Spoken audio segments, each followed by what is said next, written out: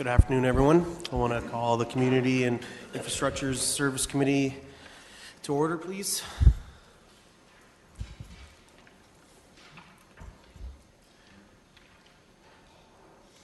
Do we have a mover on the consent items?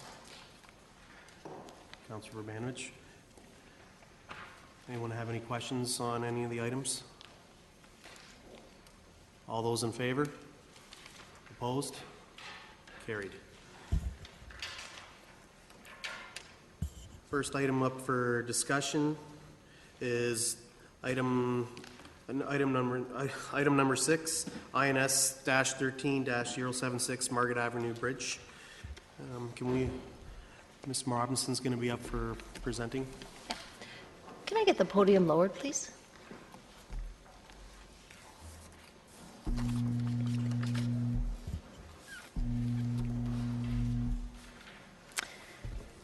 Good afternoon.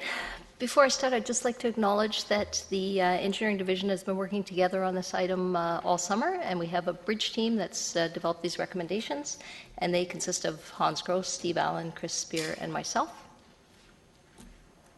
We good? Go ahead. Okay.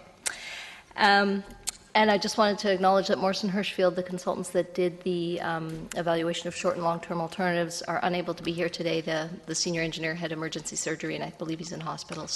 But we do have the written recommendations, which we will refer to in this meeting. So I'm going to tell you three things. I'm going to remind you of the background of why we're here. I'm going to tell you about what is going on with the bridge right now today, and then I'm going to present the alternatives that we're going to be looking at this afternoon. So background, as you know, the Margaret Avenue Bridge was closed to traffic in June 2013 because we received a consultant engineer's report recommending that we close the bridge immediately because of risk of imminent collapse. Because of the significance of that recommendation, we retained a peer review consultant. That peer review consultant came back supporting the original recommendation, so that was great.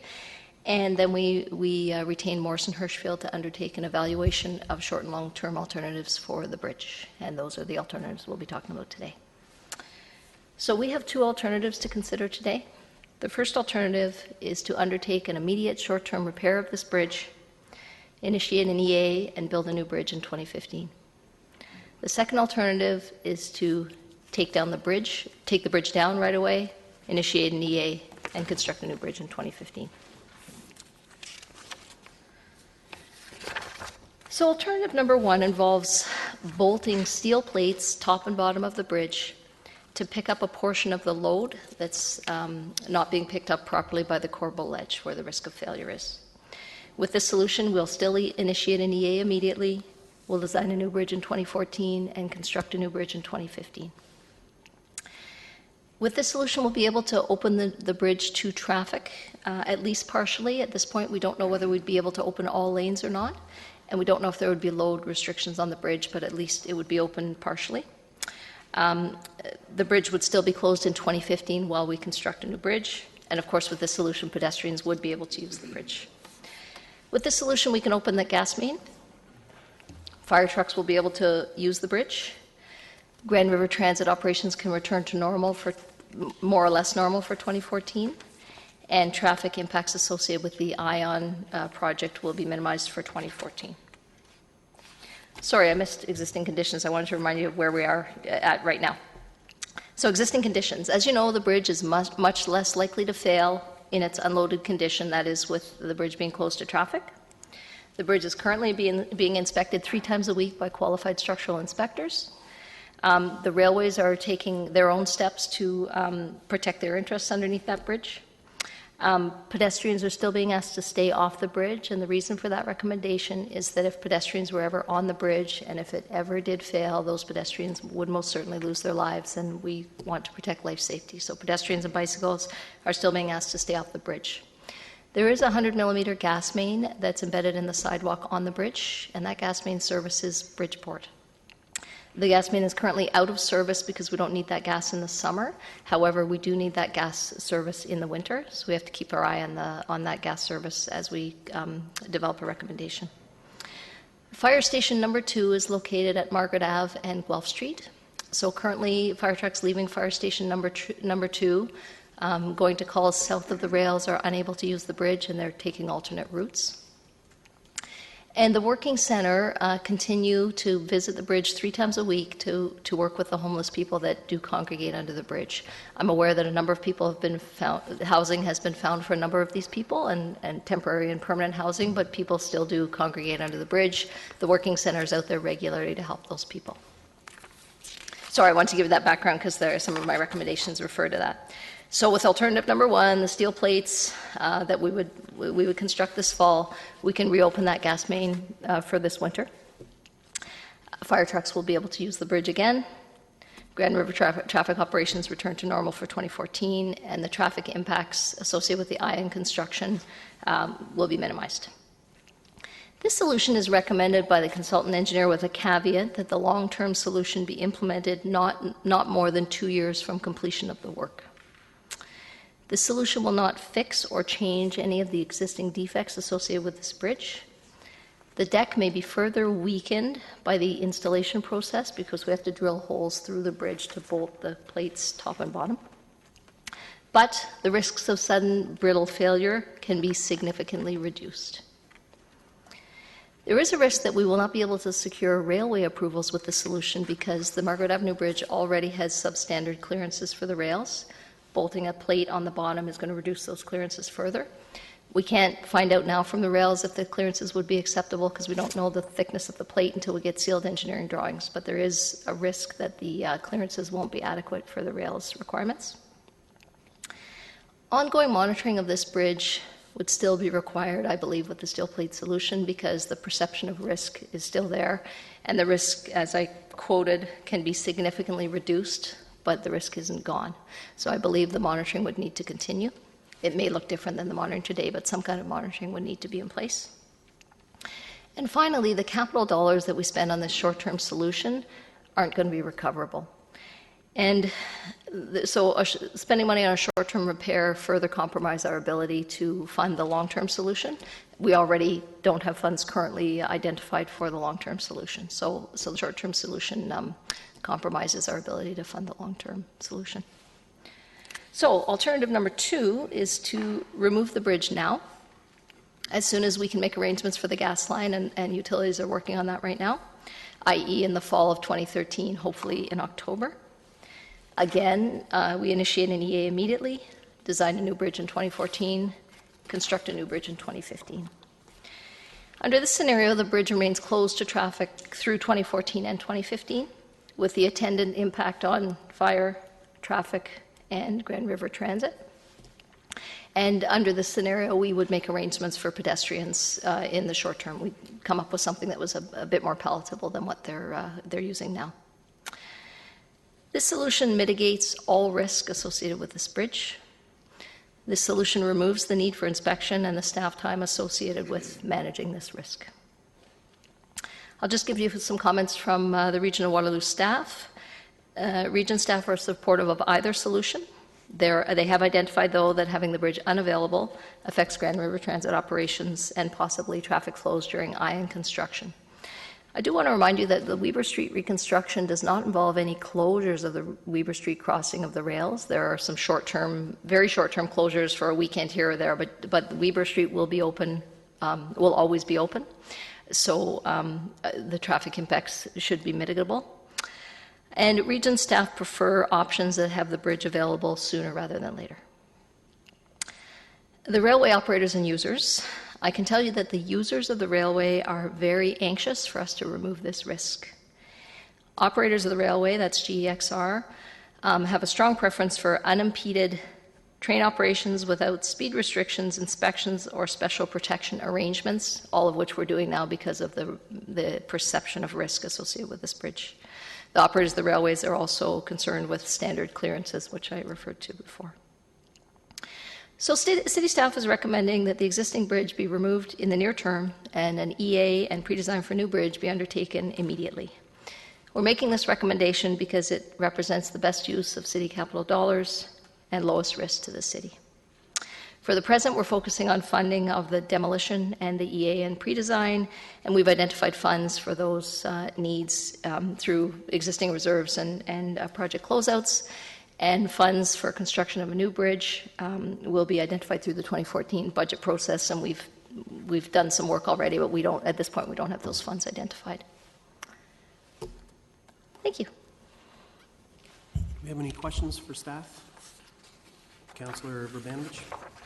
Thank you very much, Chair Ioannidis. I have a few questions that I'd like to ask staff on this, and I mean, number one, I guess just before I do that, thank them for what's a fairly comprehensive report about what I know has been a challenging topic over the summer months. To begin with, I'm wondering if you can just talk a little bit about the proposed timeframes under Alternative 2. I guess I'm trying to, in my mind, understand.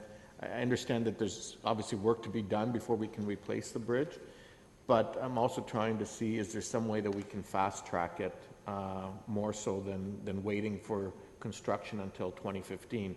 Whether it's replacing it with a new kind of structure that can almost in a sense be lifted in place, and we've seen some of those happen elsewhere. And I know there's some costs associated with that, and I don't know if that's been looked at.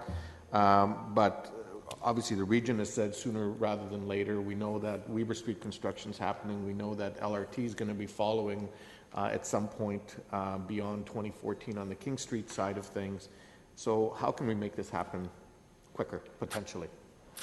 Certainly. I can assure you that we will make this happen as absolutely quickly as we can. We have some constraints with the removal this fall. There are a lot of pieces that have to fall into place before we can undertake the removal. We're saying EA pre-design and design in 2014. We will not be delaying in any way undertaking this EA. In fact, we will initiate the EA following recommendation from Council, so we'll do that now.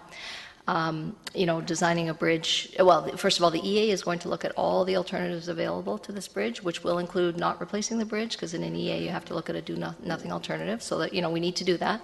And we will look at all kinds of alternatives for the bridge itself, and timing may well be a factor in how we select the new bridge design.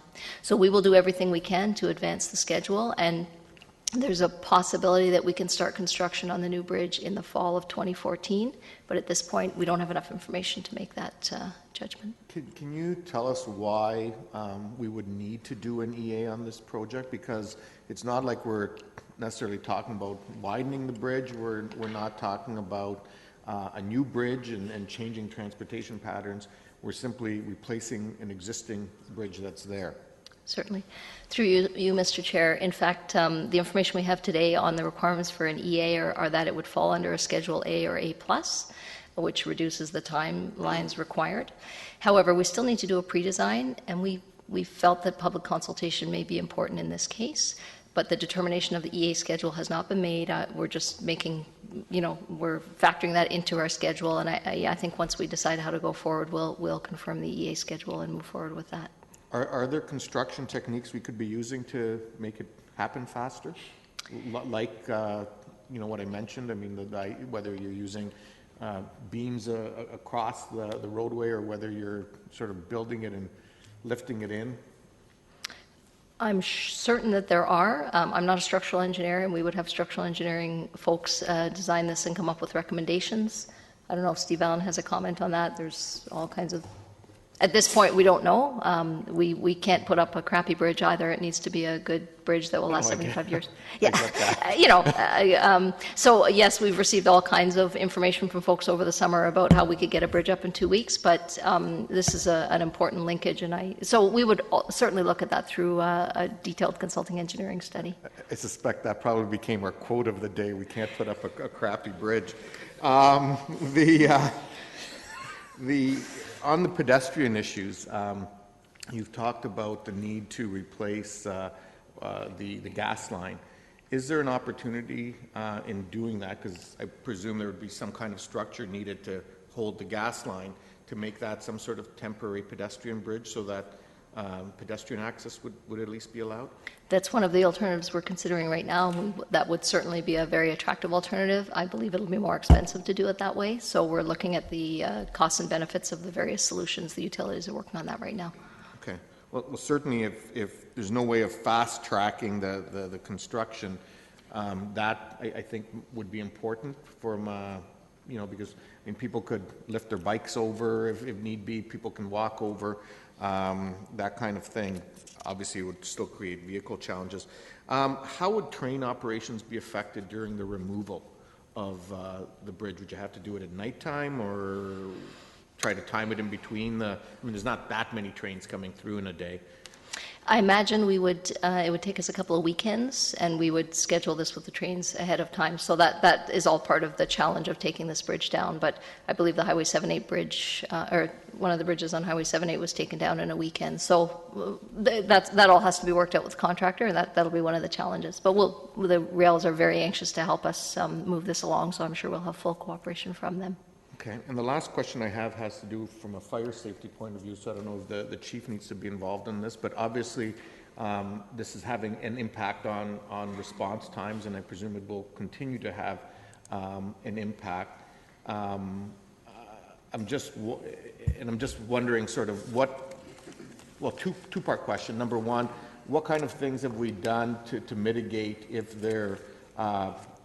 one of the existing crossings are tied up either with a train movement or an accident or something, and fire trucks getting through because we're limited on the number of crossings? And secondly, are there any buildings, I'll say, that are higher risk buildings that perhaps right now don't have something like direct detect, and we should be perhaps encouraging that as a way to counterbalance that, even on an interim basis, from a response time point of view? I'll defer to the fire chief on that. Through you, Chair, to Councillor Vrbanovic. To your first question, what have we done? We've met with staff to look at the impacts. Now, Margaret Avenue Bridge is an alternate route for us. Lancaster Road, the fire hall is actually located at Guelph and Lancaster, and we'll use Lancaster Road as our primary response route from that station, and also others entering into that area. The tie-up starts to become is when we have a train crossing at Lancaster Street, just I want to say north of Victoria. I'm trying. Yeah, I know. And that slows trucks. That'll slow our response in terms of getting across to Victoria Street. What we have in our advantage there is that we're coming down the hill on Lancaster, and before we hit Wellington Street, we're able to determine that there's a train blockage there, and we can go east or west. The Margaret Avenue Bridge was our alternate response route because we didn't have to wait for any train traffic that way. But we can head over to Weber, as far over to King if we needed to, and then make our way back, or we can make the quick left and head over to the expressway and jaunt around that way. For incoming trucks coming into that area from other stations, we've identified to them that they need to start to think about not getting to Lancaster Street first, but looking at the alternate routes getting up into Wellington before they make their way over there. The impacts, I believe, are very minor in terms of our response issues. Is there potential? There's always potential, but I would say that the potential is very minimal. Okay, well, that's certainly good to hear. Is there anything, any sort of buildings or areas, and I know we can do this through our modeling with the fire from the old original fire station location study, where maybe we think there's some holes and should perhaps look at, even if we have to temporarily install direct detect in any higher risk buildings, I'm thinking? My preliminary answer, because we haven't done a deep dive into that, would be no. There isn't any real high risk situations that we would have that need of a concern to take that step. A lot of our high-risk buildings are already looked after with the proper protection devices and notification issues. And then, of course, we have our required area up in the Bridgeport area that already has direct detect as a requirement. So I think we're well covered in those cases. The one option that we are going to explore and just as some research on would be a closed circuit TV camera that may be in the Lancaster Street area where the tracks are, so that and then feed right into dispatch to tell if we have train crossing or not. We're going to explore that option. I have no idea the costs. I have no idea the technology. We've got to put together a plan in place and look at it, and I have no idea in terms of time frame how long that's going to take at this point in time. Okay, great. I'm glad to hear that we've looked at some of those things. You're generally comfortable and are looking at any of the areas where we think we may have some concerns.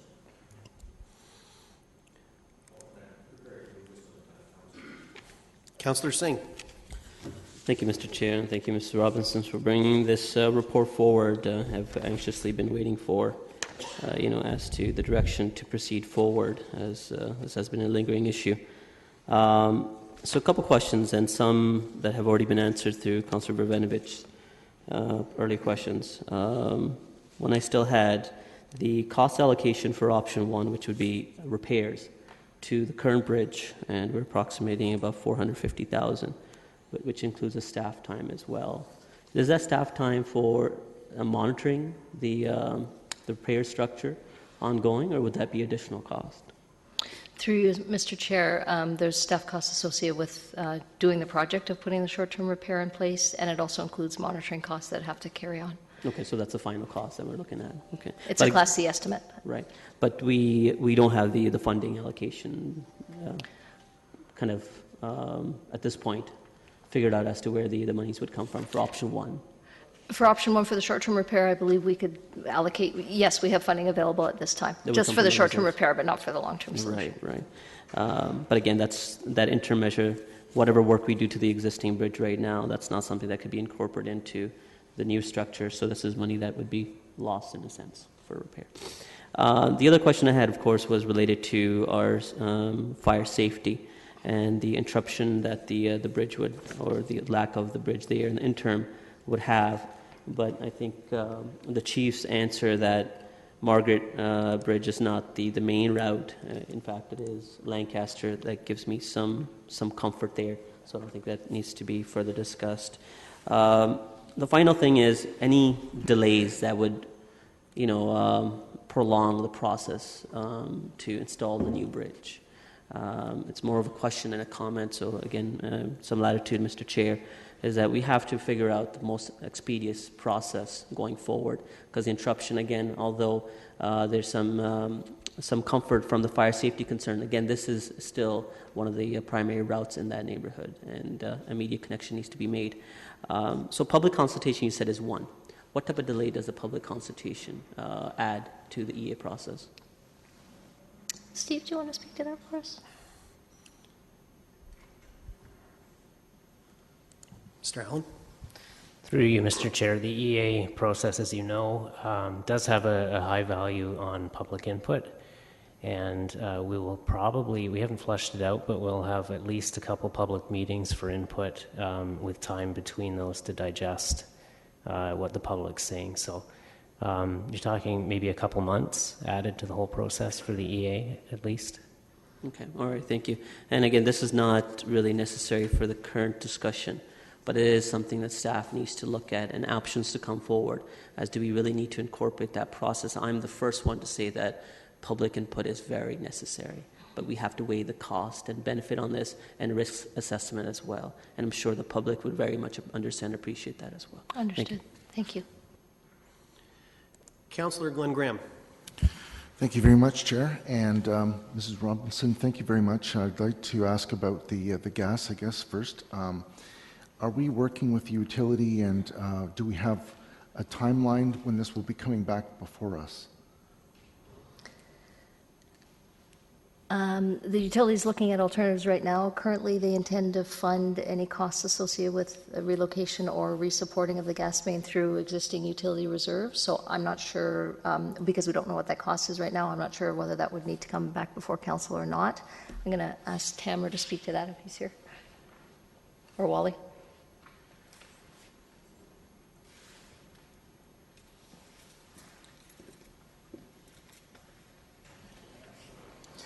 Through you, the chair.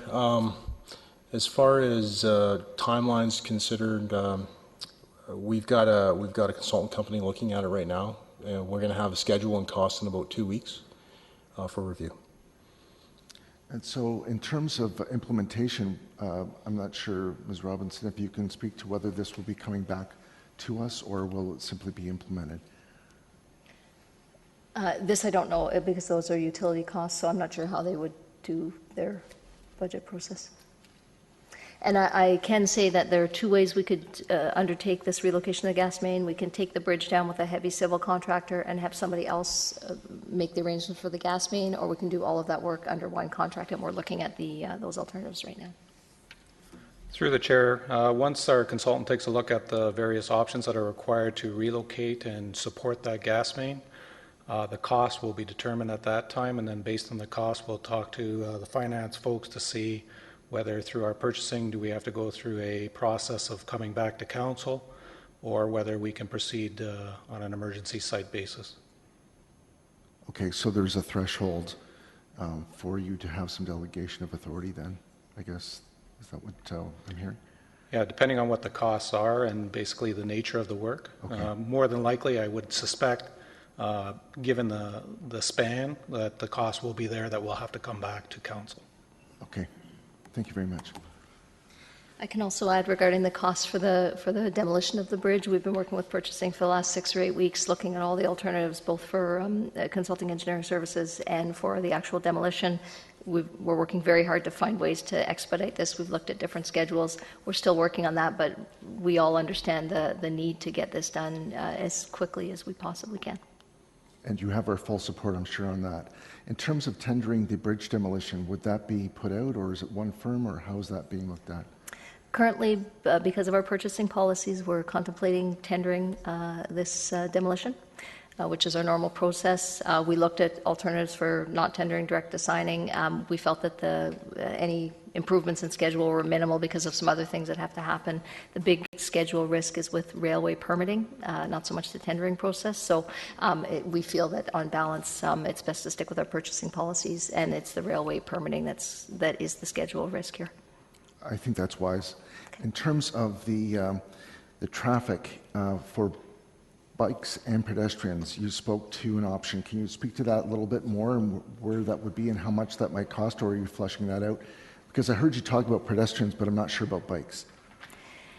So I believe it would be in the best interests of the public to look at an alternative that would help pedestrians and bikes. Right. So we need to look at those. You know, if we go forward with the recommendation, that means the bridge will be gone, and we need to come up with other solutions. We've talked about those already, some of them. So we need to do a cost-benefit analysis. So we haven't done that today. We're trying to focus on just what to do with the bridge. Sure, and that's fair. Would that be coming back before us in the next month or two, or?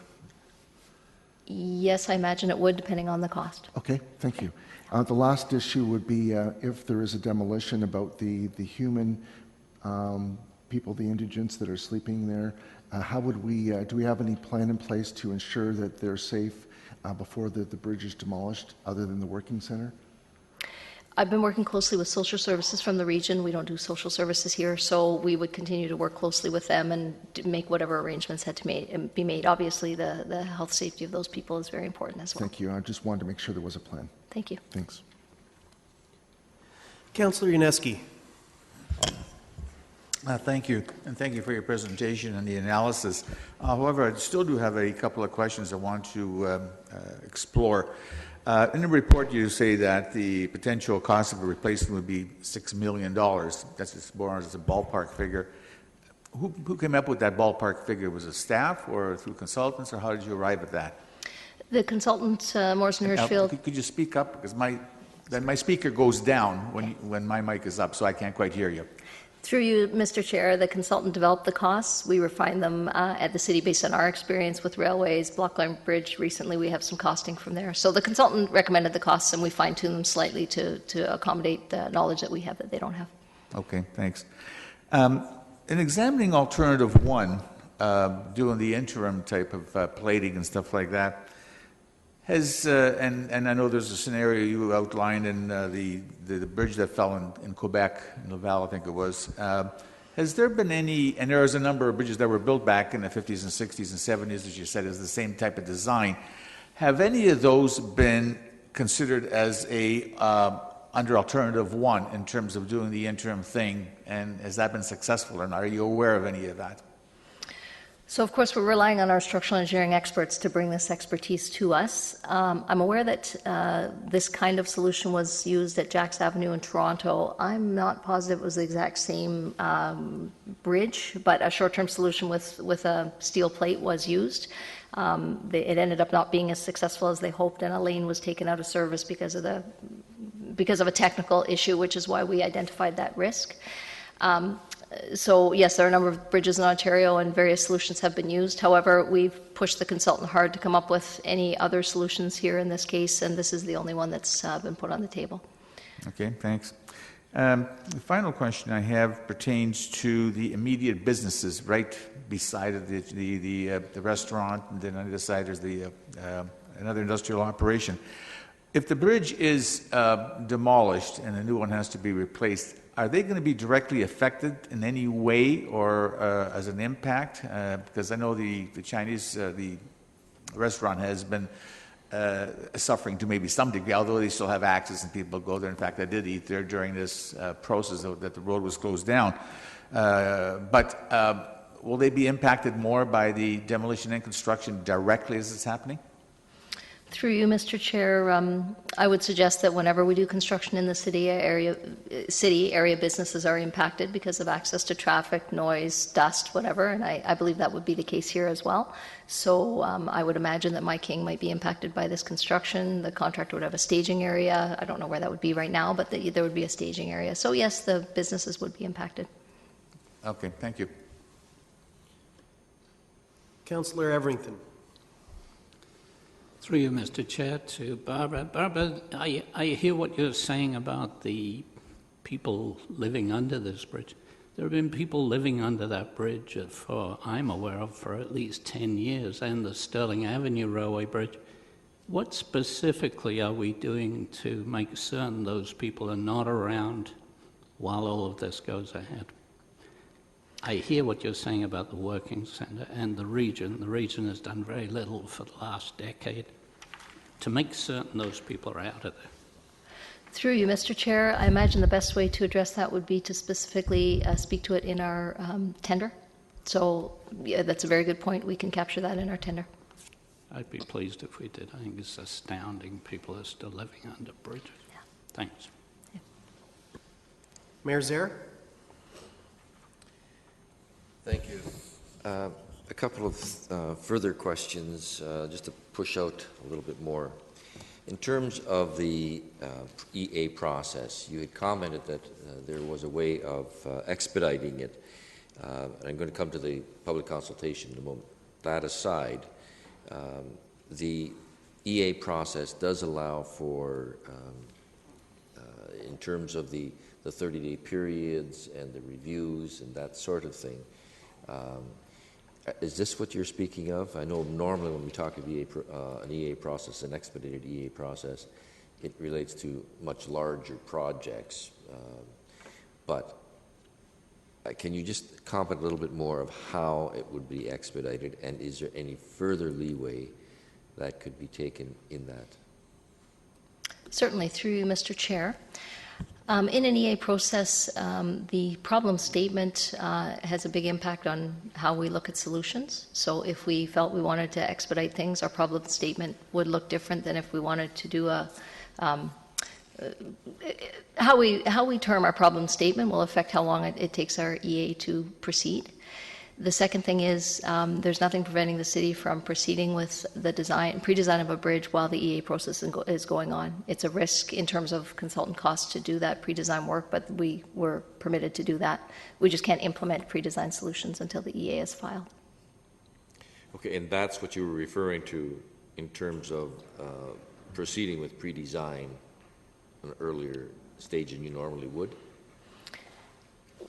Through you, Mr. Chair, I don't think we've quite figured that schedule out yet at this point. We need to look at the EA process and decide which way we want to go, and then if you will have another hard look at the schedule, and if it's the will of council to expedite to the full extent possible on this project, then I imagine that's an alternative we would look at.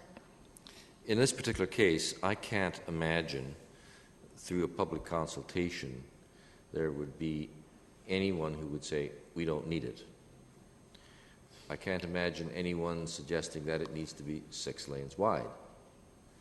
I can't imagine anyone saying that it doesn't need sidewalks or bike lanes and that sort of thing. I believe that most of the fundamental issues of constructing this bridge are already known, and you sort of go through the motions related to the public consultation. Like Councillor Singh says, we all ascribe to the public consultation thought, and we should. They may comment, the public may comment on the aesthetics of it. It's not a long bridge to get a big bowl bridge as an example, and that sort of thing. So I believe that that needs to be started, assuming we approve the recommendation, that needs to be started as soon as possible, and probably take some risk as to some costs related to it.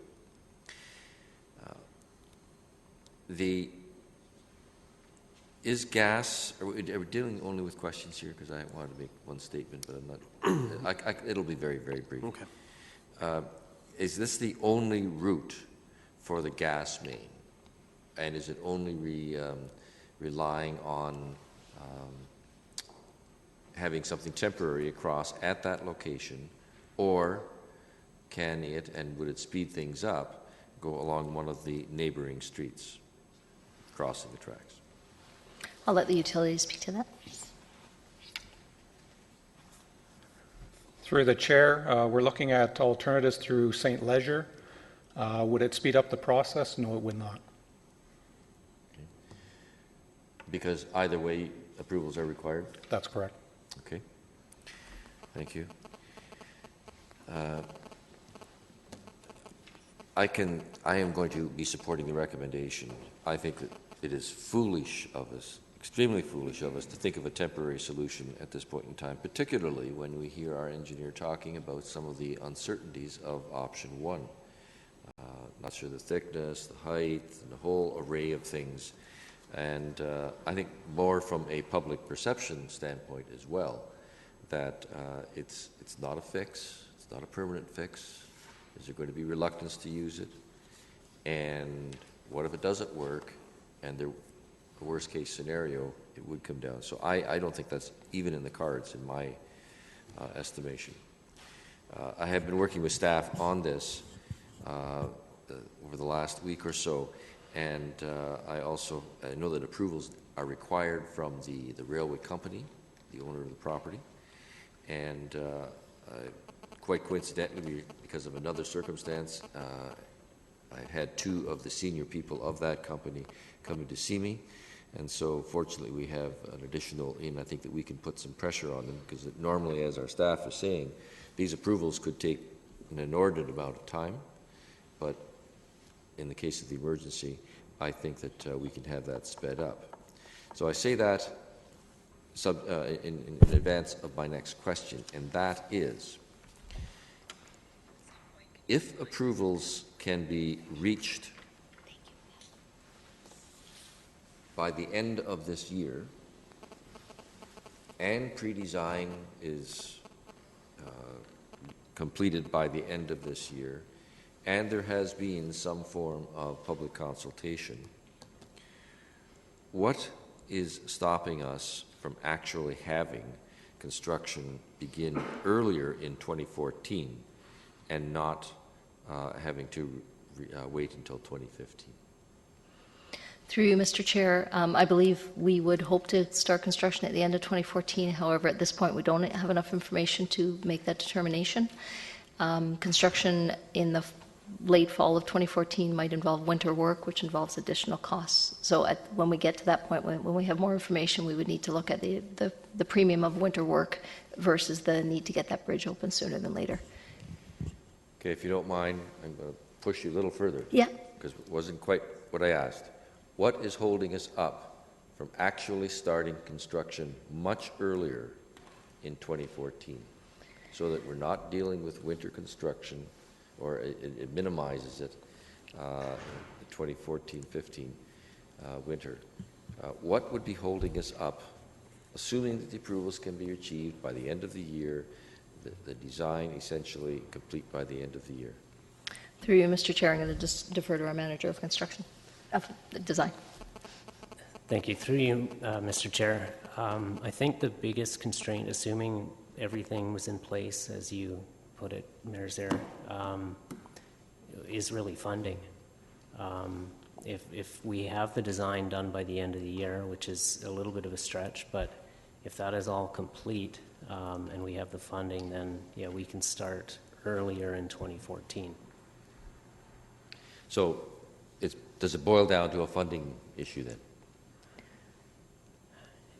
Again, I would have to look at the schedule in detail, but I mean, it's September now. We only have 3 to 4 months to do design, so I can't commit to having a detailed design done before the end of the year. But as you made in your the comment you made was, if we were done all that, could we construct in early 2014? Then yeah, I think we could with the funding. Let me ask it a little differently then. And when I say early 2014, I was thinking not constructing during the winter time, but ready to go as soon as spring had arrived. And what is the length of the likely length? And I'm not trying to tie you down to days or even weeks. What's the likely length of time it would take to actually do the construction?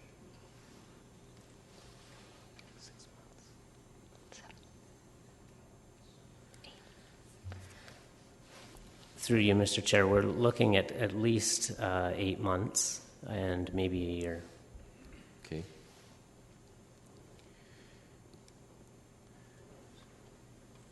Okay, I don't think I'll pursue that with any more questions, because I think the point is being made. I think that we need to take a look at all of those avenues, and I'm really uncomfortable with us not getting the construction started in essentially 2015. I think given all of the other construction that is going to be going around us in 2015 in particular, that we need to pull out all stops. And I recognize that is a big problem then for the funding for 2014. And I have no idea at this point how we deal with that. But I have this strong sense of being uncomfortable with waiting that length of time. Mr. Robinson, you want to respond? Thank you. Through you, Mr. Chair, with due deference to our engineering, enthusiasm for getting this designed as soon as possible, to commit to getting a design of a bridge done by the end of the year is a pretty enthusiastic. I mean, that would be some design. So, I don't. That would be great if we could do that, but I think we need to give staff a little bit more time to undertake an EA in any form, even if it's a shortened form, a pre-design to make sure we get the right bridge, and then to design the bridge. So we will do it as absolutely quickly as we possibly can, but these things do take time. So I think we need to come back to council perhaps with that timing, but we'll work on that in the short term. So you're good, but not miracle workers, maybe. Thank you. Councillor Davey. Thank you, Chair Anitis. 2 questions. The first one with respect to the bridge coming down and tendering it out. If you could speculate for me, how many bids, is this the type of tender where we would see a lot of bids coming in, or would there be very, very few? Through you, Mr. Chair, this is pretty specialized work. It's heavy civil, and we anticipate maybe 3 contractors in town would bid this work. Okay, thank you.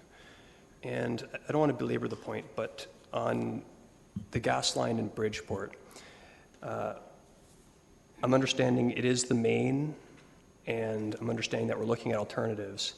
But my concern, I guess, is we're in mid-September, and it looks, from my layman's perspective, we're probably going to need that line up in November, December. So I would like some clarification that it's definitely, like, even though it's being looked at, is there any chance that that some form of line will not be up come the November, December timeframe? Through the chair, the key critical point will probably be in the January winter season. That's when we experience the highest peak demand within the city based on temperature. So I don't see an issue coming the rest of this year, but getting into January, depending on sort of what sort of cold temperatures we receive in this region, that will determine the urgency of that. Okay. And I heard reference to suggesting routing it down another street, St. Leger, I think you said. So if worst case scenario, that there's already existing, is there an existing line there that we could use, or are we constructing one? Constructing one. Constructing one, okay.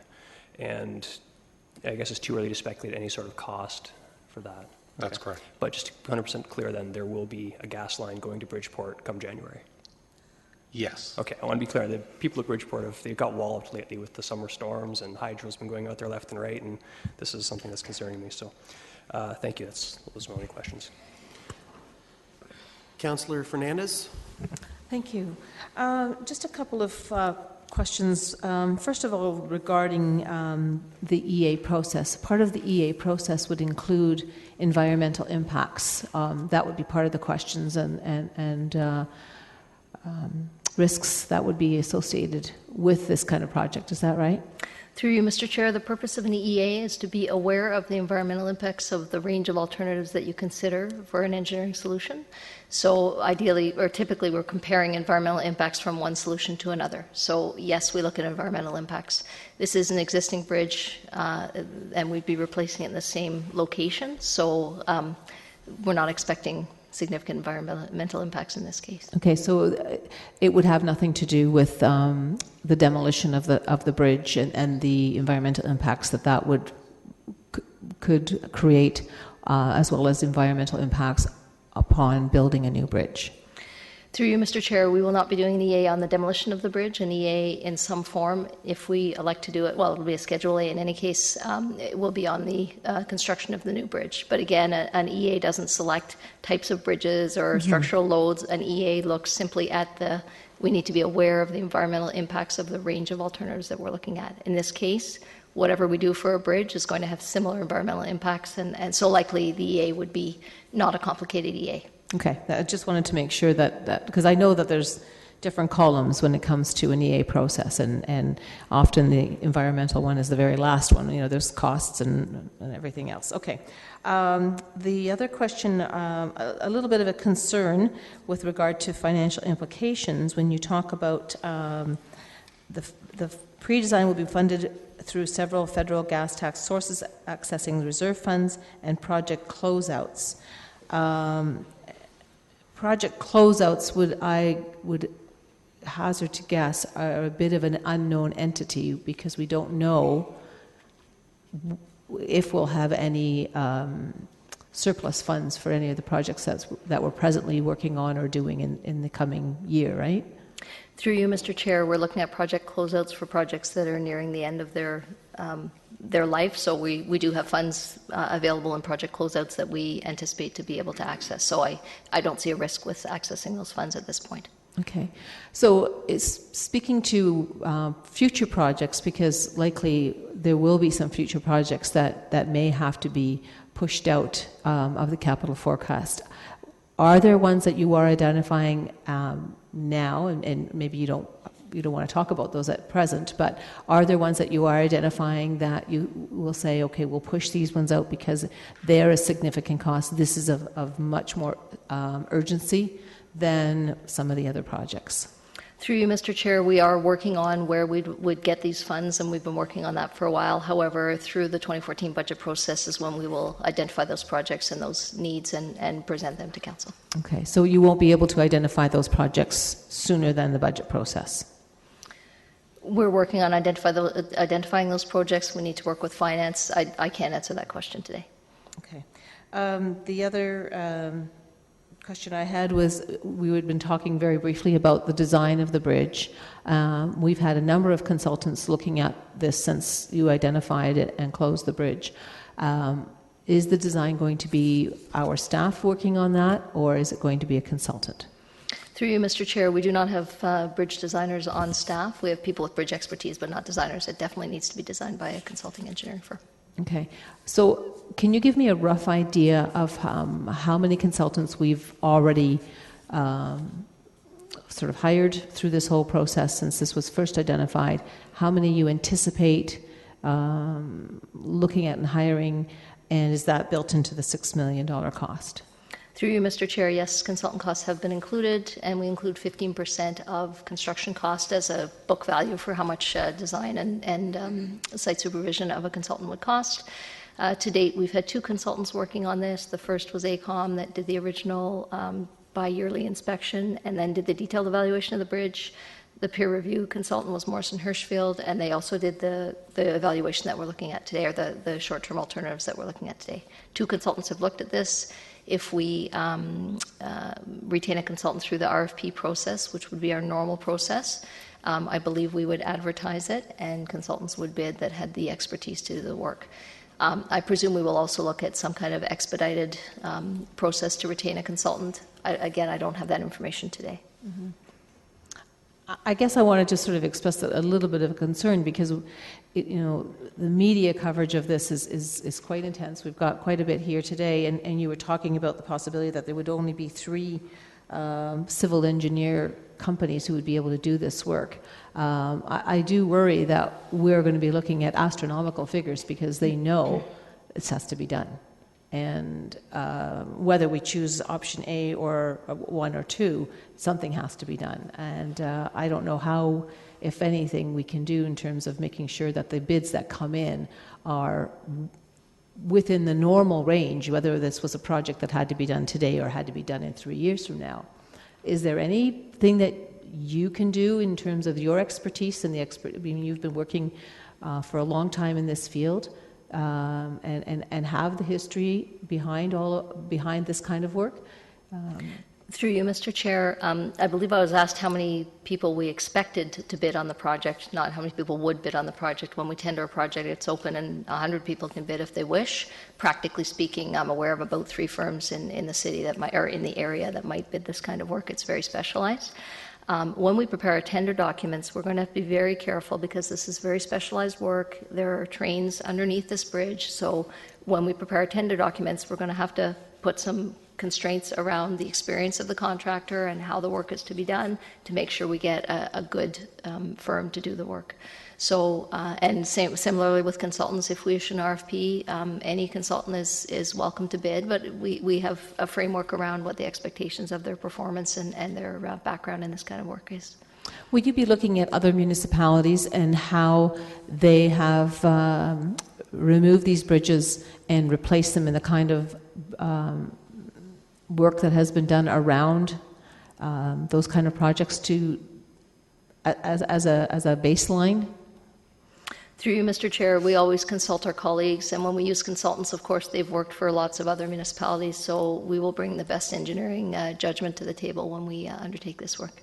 Okay. I'm not questioning the engineering expertise at all, Ms. Robinson. I'm just sort of wondering if there's some examples. Often different municipalities have experienced the same kind of concerns that we are, and they may have some insights to pass on to us, to share with us, so that we can make sure that we do the best work we can without an exorbitant cost. Through you, Mr. Chair, that's a great idea, and we do work with our municipal partners all the time to get, if somebody else has learned a lesson that would help us and save us some money, absolutely we'll do that. So I'll ask staff to keep that in mind as we prepare these tender documents. Thank you. Okay, thank you. That's all I have. Councillor Verbanovich, can you bring forward the motion? Thanks, but just before I do, I have a couple more questions that I just wanted to ask. When the reference was made earlier to the 8 months to 1 year, roughly, construction time frame, I guess that time frame would be dependent on the particular bridge replacement technique that we were using. I presume some would potentially be to faster. some extent. Okay. And is there any scenario where, any particular technique where you can see that being even shorter than 8 months to a year? I'm afraid not. No? Okay. In terms of a design perspective, when staff responded to Mayor Zare's question, Ms. Robinson, you commented about, trying to get it done by the end of December might be tough. Is there anything that can help facilitate being able to move that along in a timelier manner? Through you, Mr. Chair, I think we will take away the comments that we've heard from Council today and look at our schedules again and see, we will identify everything we possibly can to expedite this process. So we will look at all alternatives. But designing a bridge takes a certain amount of time and it needs to be done carefully, so we need to keep our eye on obviously getting a good design. But we'll look at that in more detail. Thank you. Okay. So the last part, and that goes along with what you just said there, like one of the things that, at least from my comfort level, from a due diligence point of view, that I'd like to see come back to us maybe sooner rather than later, is a bit of a project timeline with sort of what that would look like under sort of normal circumstances, and identify the points where we could fast track and what it would take to do that. Would it be reasonable to ask that you bring that back by the end of October? Through you, Mr. Chair, absolutely. And just so you know, we do have a number of project timelines already developed. However, in the last 2 weeks, a number of things have changed, so things are moving. And so absolutely, yeah, I'd be very happy to bring that back for Council to consider. Okay, and the last question on the gas piece. I know we're looking sort of all the conventional ways of trying to solve the problem. If we're trying to deal with a temporary solution, is there some way we can try to strike a deal with Union because obviously they have the license for Waterloo, and would there be a way that we can perhaps strike a deal with them to temporarily, get access to a line until we replace the bridge and can fix it, because they have the subdivision on their territory on the other side of Bridgeport? Through the chair, we met with Union Gas, not related to this item, but on a related item of getting a second supply to the Bridgeport area. They do not have the facilities to help the 700 customers and the load that we have in that area. We've looked at the Cambridge side of the and the Woolwich side of the boundary for Union Gas. They do not have the facilities that will help us. So we've already talked to Union Gas. Based on their modeling, they will not be able to assist us in that area. Okay, great, thank you. So, Mr. Chair, I will move the motion, the revised motion that was put on our desks today, and the only thing that I'll add to it then is that staff bring forward a project timeline by the end of October with places where things could be further fast-tracked and what it would take for us to be able to do that. Okay, Councillor Singh. Thank you, Mr. Chair. And just as a comment to this, of course, I will be supportive of the option 2. Before this report had come to us, I had been really hopeful that there was an option out there that could have done remediation to the existing bridge. That could have been a sustaining long-term solution until, of course, the forecast or replacing of the bridge was absolutely necessary. But the option before us, between the two options of a temporary repair, and that's exactly how I see it. It doesn't, it doesn't give us comfort that it will be something that will ensure years of service with this, especially with ongoing monitoring that will be required as well, and of course with the height restrictions and issues that may revolve around with other partners with the railway. That's a concern additional on top, because this could have effect to not only a safety but an economic impact to our city as well. And related to those two reasons alone, I think option 2 is the necessary course of action. This is not something we had hoped for, not something we had wanted, but it is on our laps now and something that we have to deal with the best effort forward. And as to the questions that have come forward from today revolved also as to the timing, how quickly we can do it. Of course, I have a concern with that as well, but that will have to go through the budgeting process, as that is a staggering number that will revolve around having to replace this bridge. And although I would prefer it to be sooner than later, but that's a discussion that needs to be had at the budget level. But for today, I think the best decision would be to choose option 2, and that's what I'll support.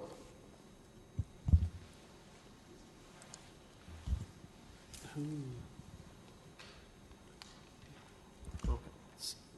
Staff someone wanted to comment on that? Okay, because I had it on here that someone was waiting to comment. Councillor Galloway, CLOC.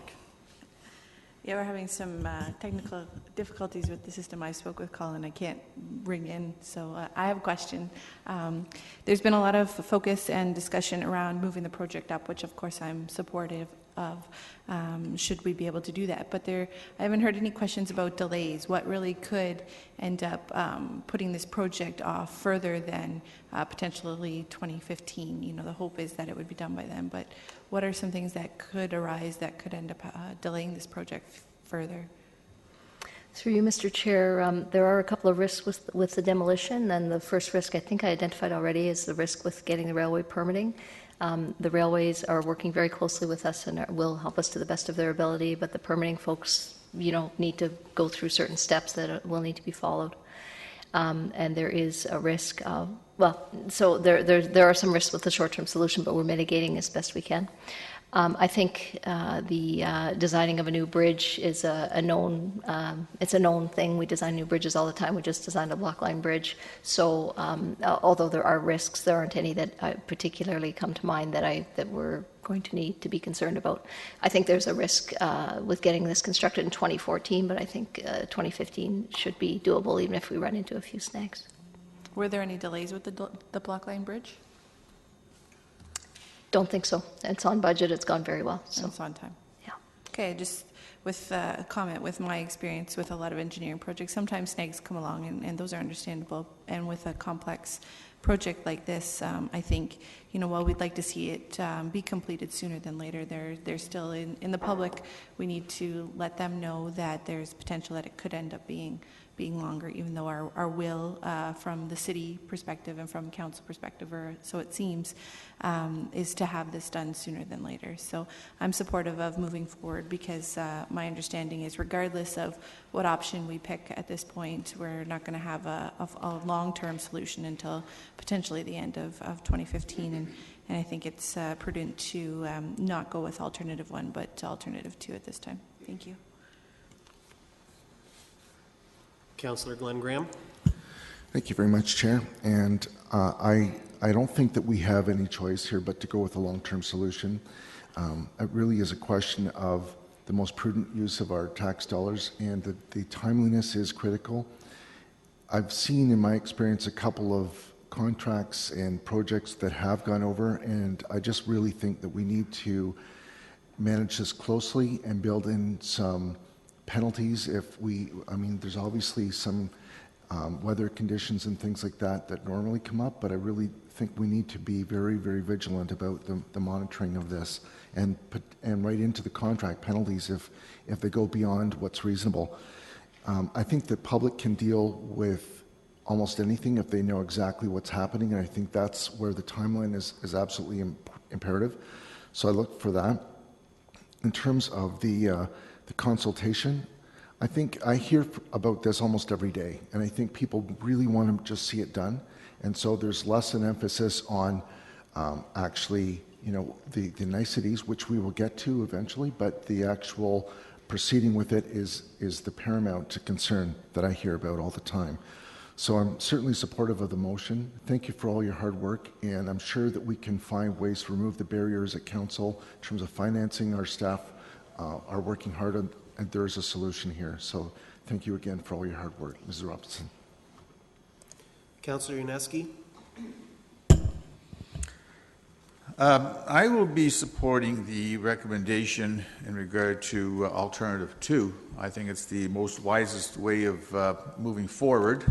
I find that all the times I've been having to cross the railway tracks to go into the North Ward or Bridgeport area or whatever, I tend to use the Margaret Avenue Bridge as opposed to the other accesses being St. Ledger, Lancaster, Weber, only because you may encounter the rail traffic shuttling, etc. So although I do use the other alternatives, I always use the backup of Margaret Avenue because I think it's the best without waiting. I have walked the area back a couple of months ago when this issue was closed. I walked over the bridge at the time initially before all the more restrictions were requested to be put on in terms of pedestrian traffic. And I've also been under the bridge to take a look to see the scenario of what it looks like under there, as well as the homeless people that have taken occupancy under there, and it doesn't look pretty at all. It looks pretty disgusting, in fact, so that cleanup of the bridge would be a good move forward. I don't agree in going alternative one as would be the most prudent way, because spending X number of thousands of dollars for an interim solution that'll only last a couple of years, I think is money that's not spent wisely. That's taxpayers' money that is just sort of being thrown away, and could be actually applied to the new bridge, which I think would be the better way of going. I am prepared to support the second alternative. However, I am not happy with the additional rewording of the revision that we have here in the recommendation to award the tender via the delegation process to staff. I think it should be the responsibility of council that makes this decision, because I think it's a very important decision that we have to deal with. So since this was moved as a revised recommendation, I would appreciate that we deal with the fourth paragraph, dealing with the delegation separately. Noted. Councillor Mayor Mayor Double-barreled name. Actually, I was just reaching over here. I didn't have the revised wording. It's only the last paragraph. I knew about it, but I didn't have it in front of me. So just give me a second. Well, I think that the additional clause here is really part of exactly what we've been talking about, expediting this. And there are many reasons why we need to expedite this, and I think Council is aware of those. And so that is why that fourth clause is there, and I would encourage Council to support that as well. I'm going to call for a recorded vote on this, and I would, when we're finished with this item, before we go on to the next item, I'd just like to make an announcement. Okay.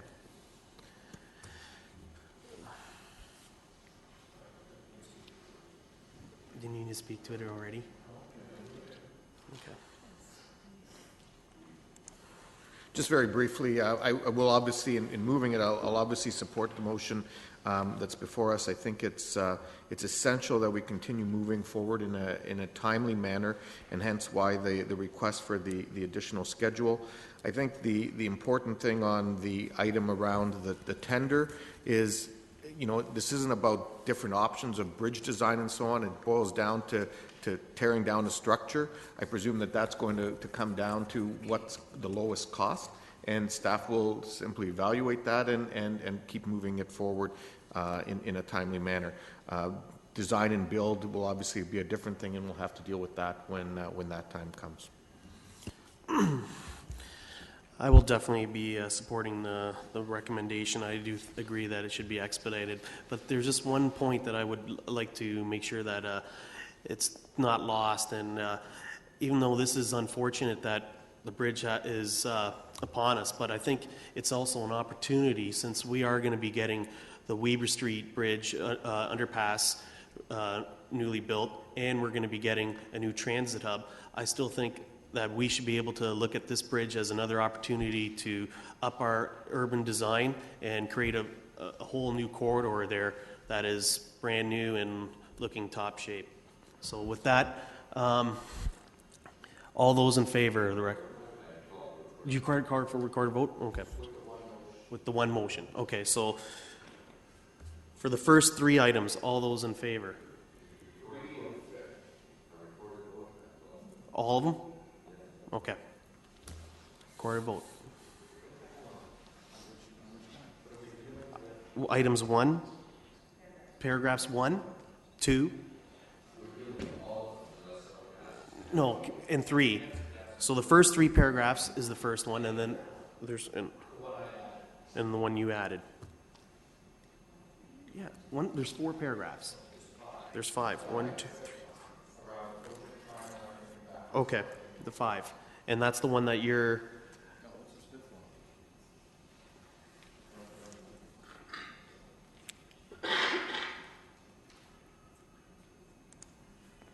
So the fifth paragraph that I added was that staff bring forward a project timeline by the end of October with places where things could be further fast-tracked and what it would take to do that.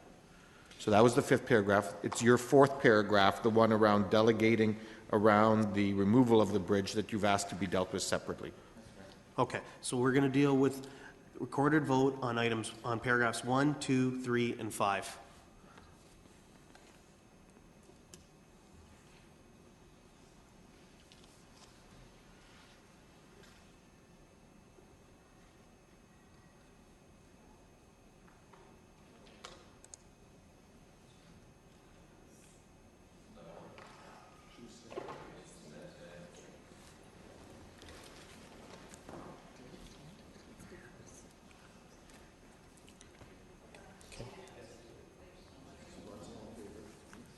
This is all in favor, correct?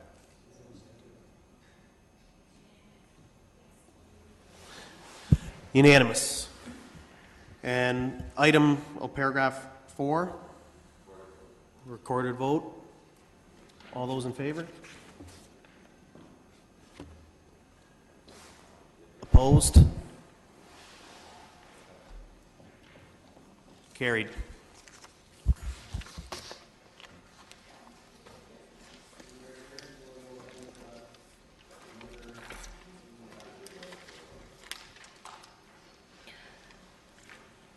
Your microphone is off as well.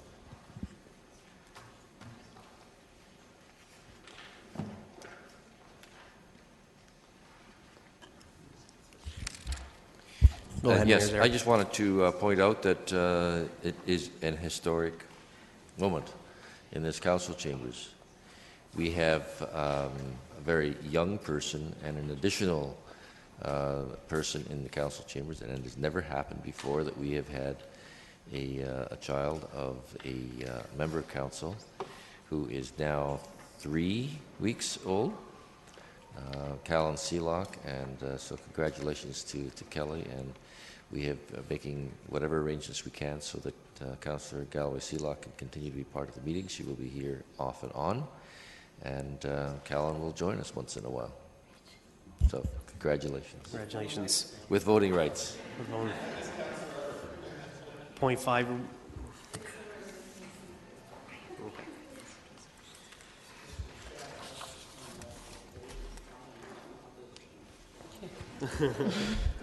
Okay. Up next on the discussion items is item number 7, dealing with the amendment to the backflow of the cross canal.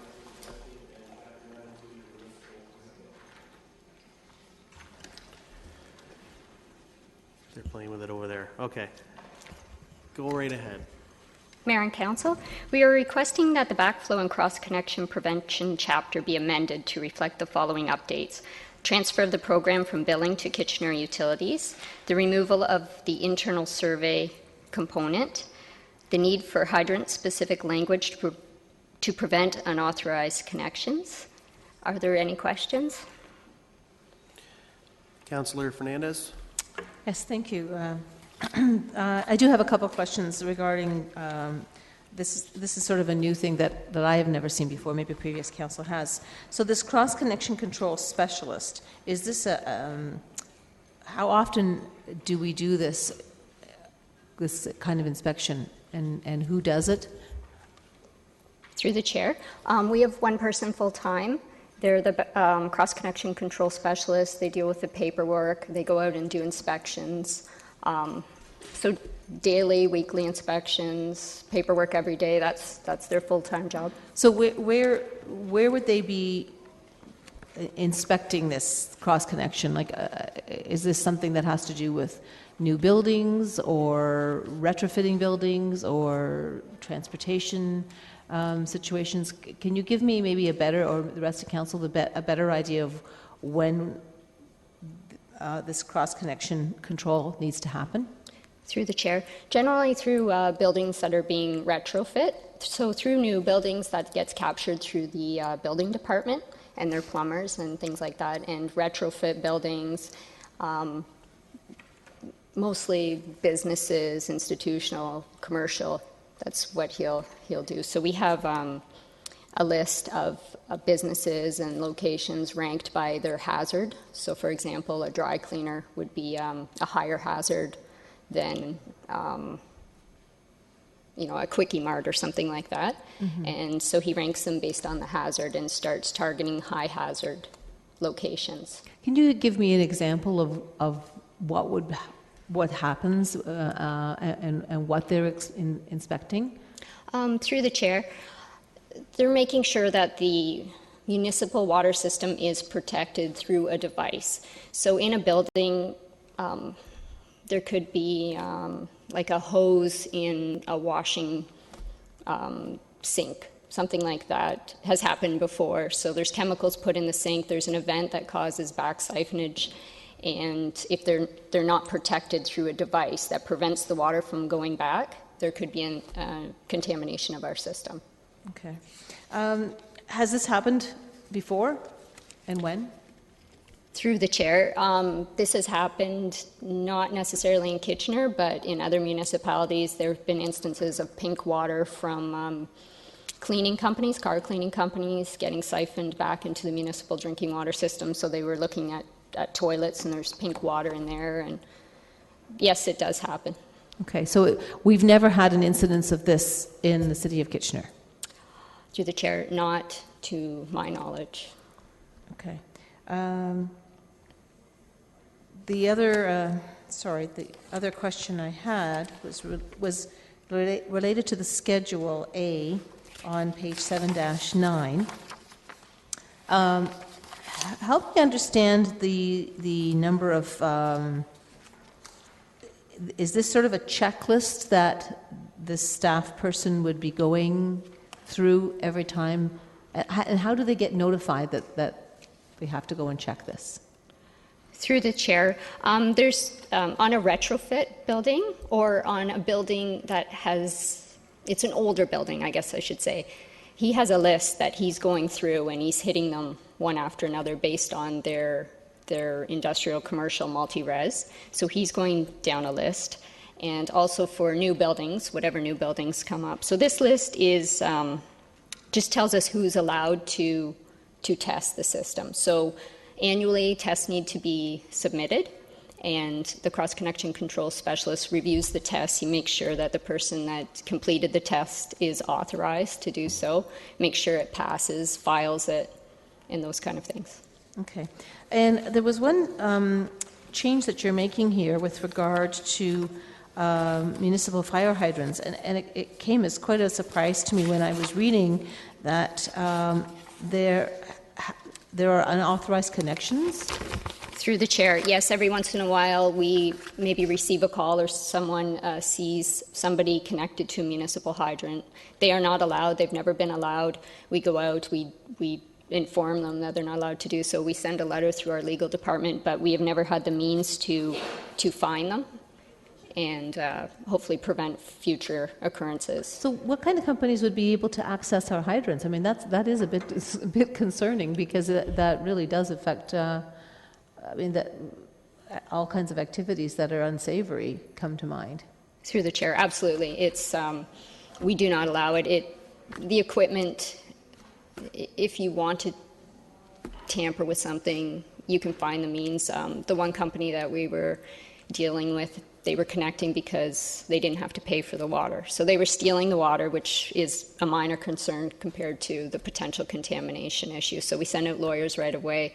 The company said that, their person was not supposed to be doing that, and they stopped it, and we haven't seen them since. But it doesn't happen often, but it has happened, and I would assume it would continue to happen. So one of the things we do is we have a bulk filling station where we have a site that's protected, they're billed, that's where people are to go, so that's part of our mitigating risk is you are to go here, we provide you with a safe location. And then also being able to send out bylaw and fine them up to $10,000 is also an incentive. Is that a big enough fine? I mean, considering the ramifications, that seems pretty minimal. Is that and is that a change to this bylaw? Through the chair, I believe the change went from $5,000 to $10,000, but we didn't really have the means to specifically fine these people for this item. The language wasn't in there, so we haven't been able to do that. Generally, the people or the companies that are doing that, I think $10,000 will be enough. It'll hit them directly in their pocketbooks. I believe most of them know they're not supposed to do it. Mm-hmm. So I think if we hit them where it hurts, I think $10,000 is enough to make them hurt. I think if the average citizen knows that it's not allowed to do it, I'm surprised that other companies are even considering doing this.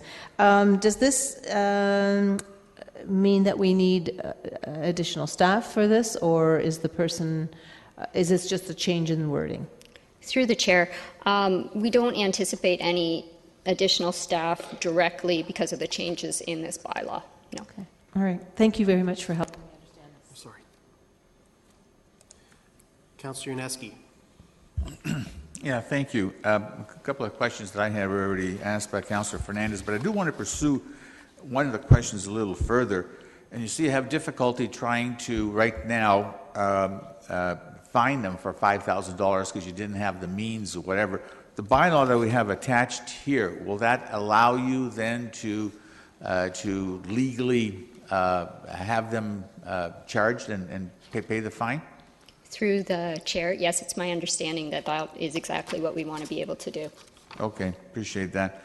I've also noticed, and I can appreciate your concern on illegal use of connections to a fire hydrant and somebody trying to steal water or whatever their purpose is, and your concern on the potential potable water issue of the backflow. I've noticed in a couple of places garden centers are connected, and the one specifically in Forest, the Highland Hills Mall, where they locate in a parking lot, and there's a fire hydrant right beside it, and they connect to that. Has that been legally done? And unless that fire hydrant is on private property, but it's probably required as part of the fire approval process to get that for that site. So how does that work? Through the chair, yes, I know exactly what site you're talking about, and yes, they have a backflow prevention box there and a meter for that location. But generally, private hydrants are only supposed to be used for testing unless they have permission from the municipal engineer to do something like that. So in that case, they would ask permission. We would make sure they were set up, one, so that we obtain the revenue, but more importantly, that the backflow prevention is there to make sure there's no contamination. Okay, perfect. Thanks. It's been moved by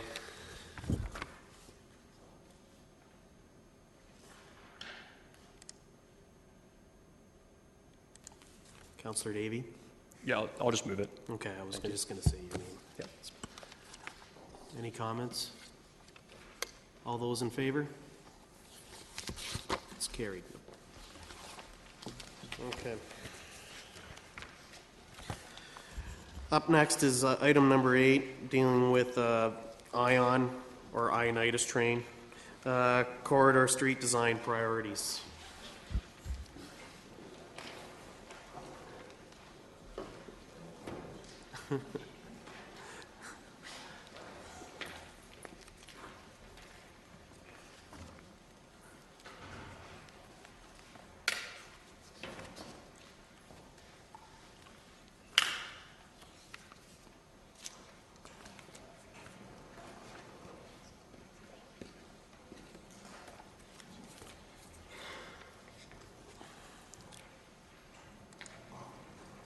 Okay.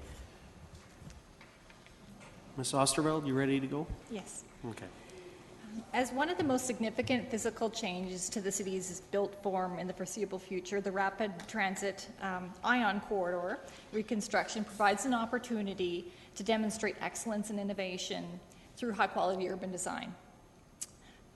For the committee's reference, we've put up a map of the Rapid Transit corridor. There are 11 stops along the LRT corridor through the city of Kitchener.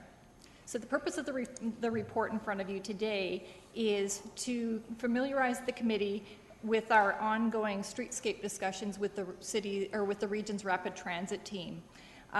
Staff involvement in review of the design drawings includes planning staff, economic development staff, transportation services, infrastructure services, including park staff. So a number of staff members throughout the organization have been reviewing these drawings to consider how the baseline design reflects some of the urban design principles that we review in other types of applications. So our goal through that is to look at things like how functional is the streetscape design, accessibility, safety and comfort of the pedestrians, as well as how does it relate to other forms of, alternate forms of transportation like cycling. And then with the overall goal to support both regional and city initiatives in terms of creating great places as well as promoting transit ridership along the corridor. So working with the rapid transit team at the region, a number of improvements to that baseline design have been made through the dialogue between city staff as well as the region staff. And staff is seeking the direction of council to continue that dialogue in terms of some of the streetscape priorities that have been identified in the report before you today. The region needs to wrap up any final changes to the baseline design and any language that might be needed to be modified or added to the RFP during the month of October. So if the city chooses to request any changes to that, we need to identify them by the end of September in order to incorporate them into that RFP process. In terms of should the city choose to make those changes again, it's the end of September that we're looking at. Of priority in terms of what those elements are, we're looking at the biggest priorities for staff in terms of our conversations with the region at this point are those items that are affected by the physical layout of the corridor. So things that will be impacted by the construction of the rapid transit line right now, and therefore should probably be incorporated into that contract. The priorities include things like intersection improvements, pedestrian scale lighting, the look of the hydro substations, as well as pedestrian and cycling facilities along the route. There are other aspects of the design that we can look at a later time, and those include things like incorporation of street furnishings, benches, planters, and those sorts of things that will also help enhance the pedestrian realm. But those can be looked at a later time because they don't influence that physical construction within the right-of-way. Through this report, we haven't recommended a specific cost-sharing arrangement between the city and the region because it's an ongoing discussion with the region, and we don't have anything specific to recommend on that front to date. Should council endorse this report, staff would continue those discussions with the region, and given the time frame for getting involved with the RFP, we would need to report back by September 30th if there is anything further that we would like to recommend to council. So thank you, and if we're here to answer any questions. First up for questions, staff is Councillor Etherington. Yeah, through you, Mr. Chair, to Janine. We've talked about some of these issues, but can you tell me generally what authority we have or what say we have over these design issues other than discussing the matters with regional officials, which obviously we're doing? Do we have any say at all, or can we just talk about them? Through you, Mr. Chair, the main right that we have is that the region is open to having a dialogue with the city in terms of getting our feedback because the line does run through our community. Beyond that, through site plan control, we will be reviewing specifically the hydro substations and therefore have a lot more control because there is an approval through the city in that process. Thank you. Yeah, it's the substations that are my key issue. I was going to ask what, and a lot of it is in the report, but what can be done to improve the appearance of these hydro substations? In my opinion, they look like oversized portable washroom trailers. They're very large, very ugly, and several are located, or will be located, downtown. One at Charles and Cedar, less than a block from the market. So what can we do to improve the appearance of these substations? Through you, Mr. Chair, there are some considerations that the region has put forward, and we haven't seen any specific designs, so to understand the extent of the designs at this point, staff doesn't know. But some of the things that they are considering is creative solutions for cladding the outside of the actual boxes, particularly in those high priority areas that you had mentioned, whether it be brick to keep to be more contextually sensitive or something more creative. They were looking at maybe putting light boxes on the outside that creates a more dynamic or different feel to it and a less utilitarian look to it. They also will look at incorporating different types of fencing materials and landscaping wherever possible. Can they be placed in underground parking facilities?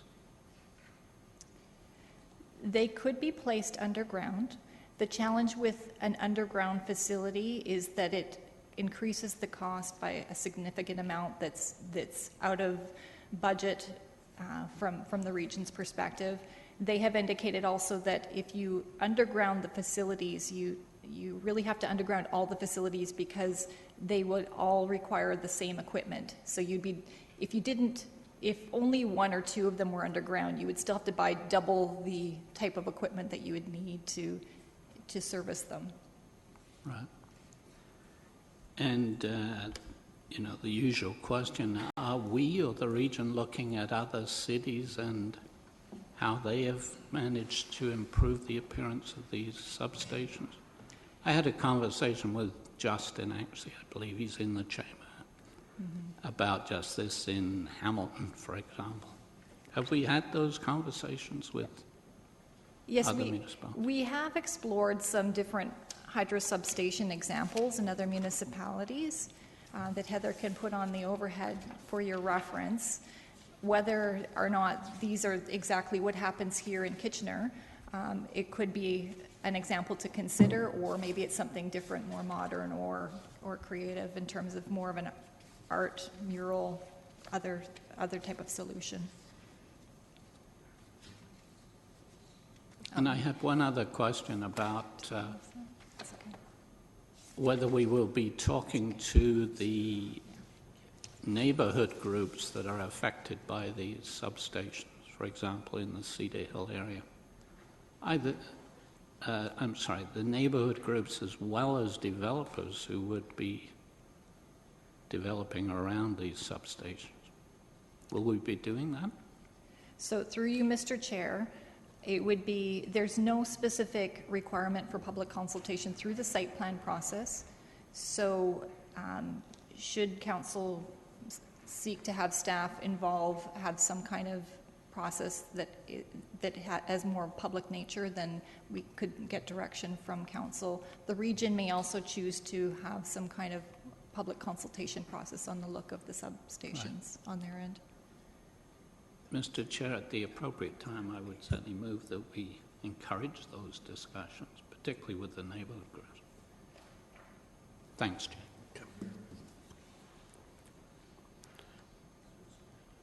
Councillor Verbanovich. Hi, sorry, Chair. Chair Ioannidis. I have a few questions, and I want to start off by dealing with the issue of the underground ones. And what is the difference in cost between the above ground and the underground stations? Through you, Mr. Chair, $1 million per station. Okay, and so what is what's being proposed cost.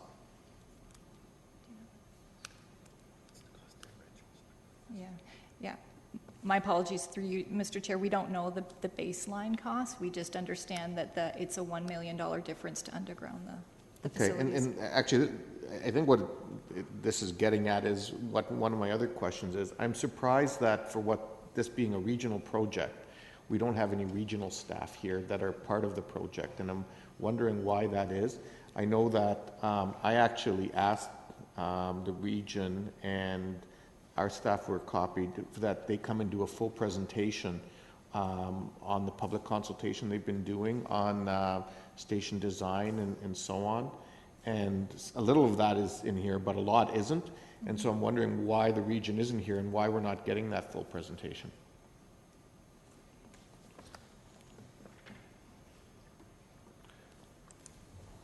Mr. Picard? Yeah, through you, Mr. Chairman, we did not specifically request them to attend for this one, but as we do with all reports that involve a regional matter, we invite them.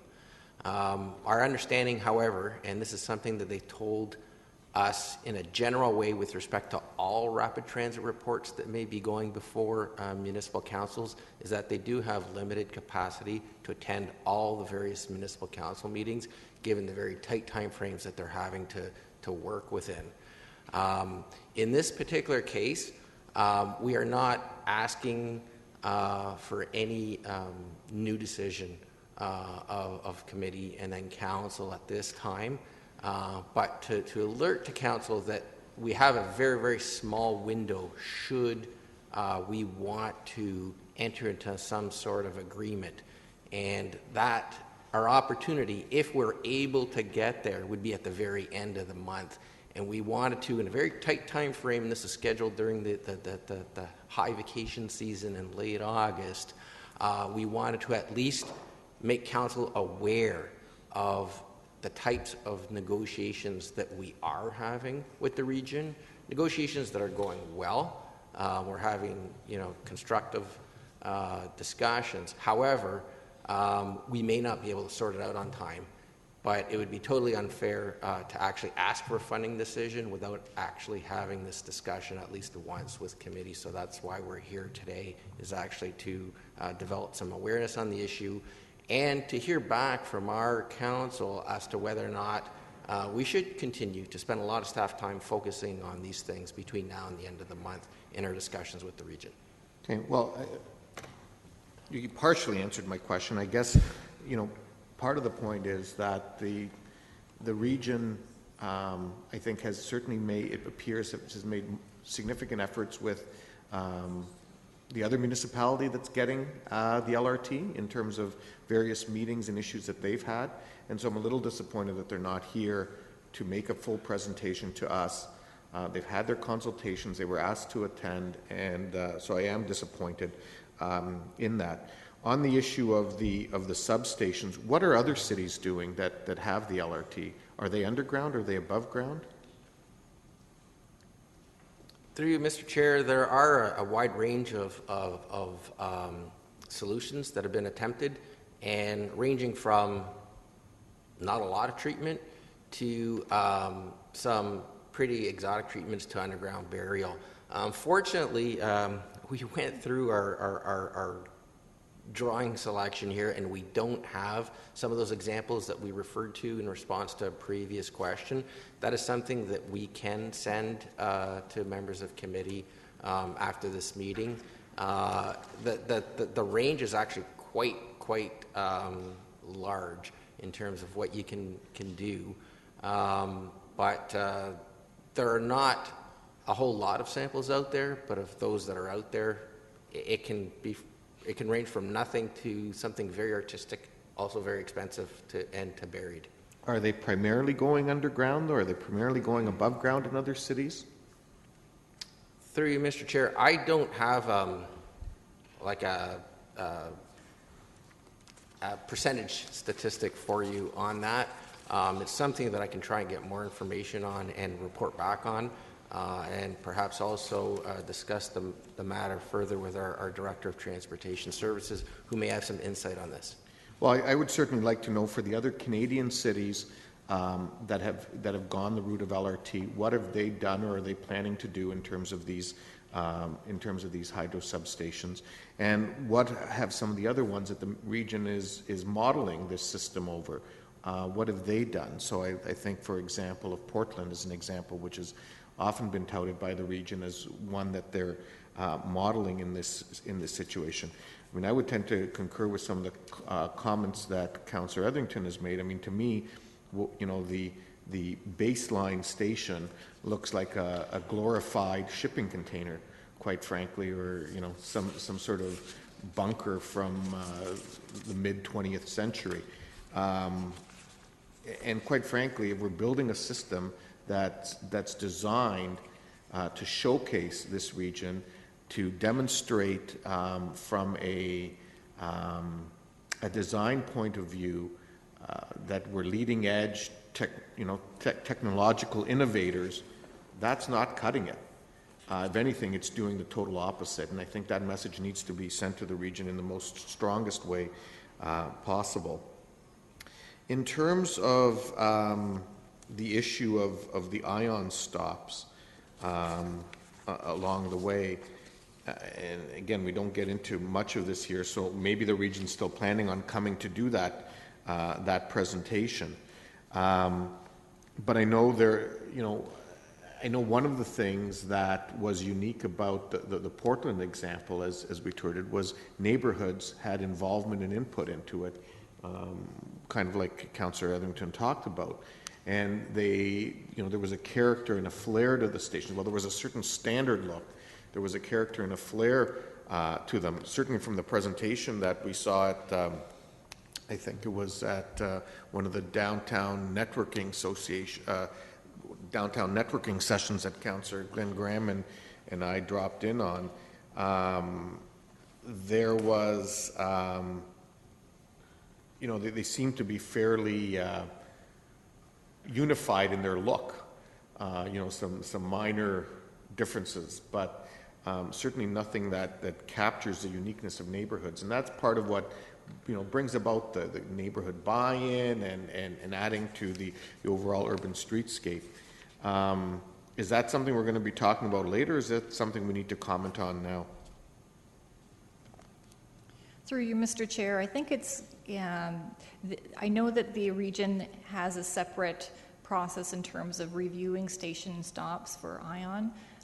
So perhaps if it's a feedback that we get now, that we can forward on to the region through that process. Okay. Well, certainly, I guess the motion that's here that talks about the design priorities identified be endorsed. I guess I want to be clear on what you're asking us to endorse.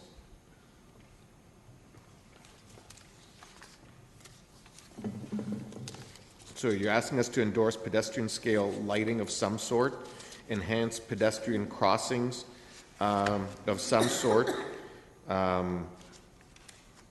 hydro substation integration. I mean, personally, I'm not sure that this covers off what my concerns are.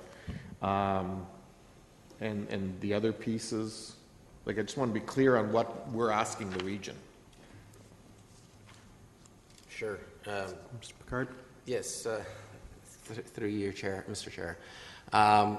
These are the focal areas of discussion that we are having with the region on streetscape, and these are the areas that have the potential to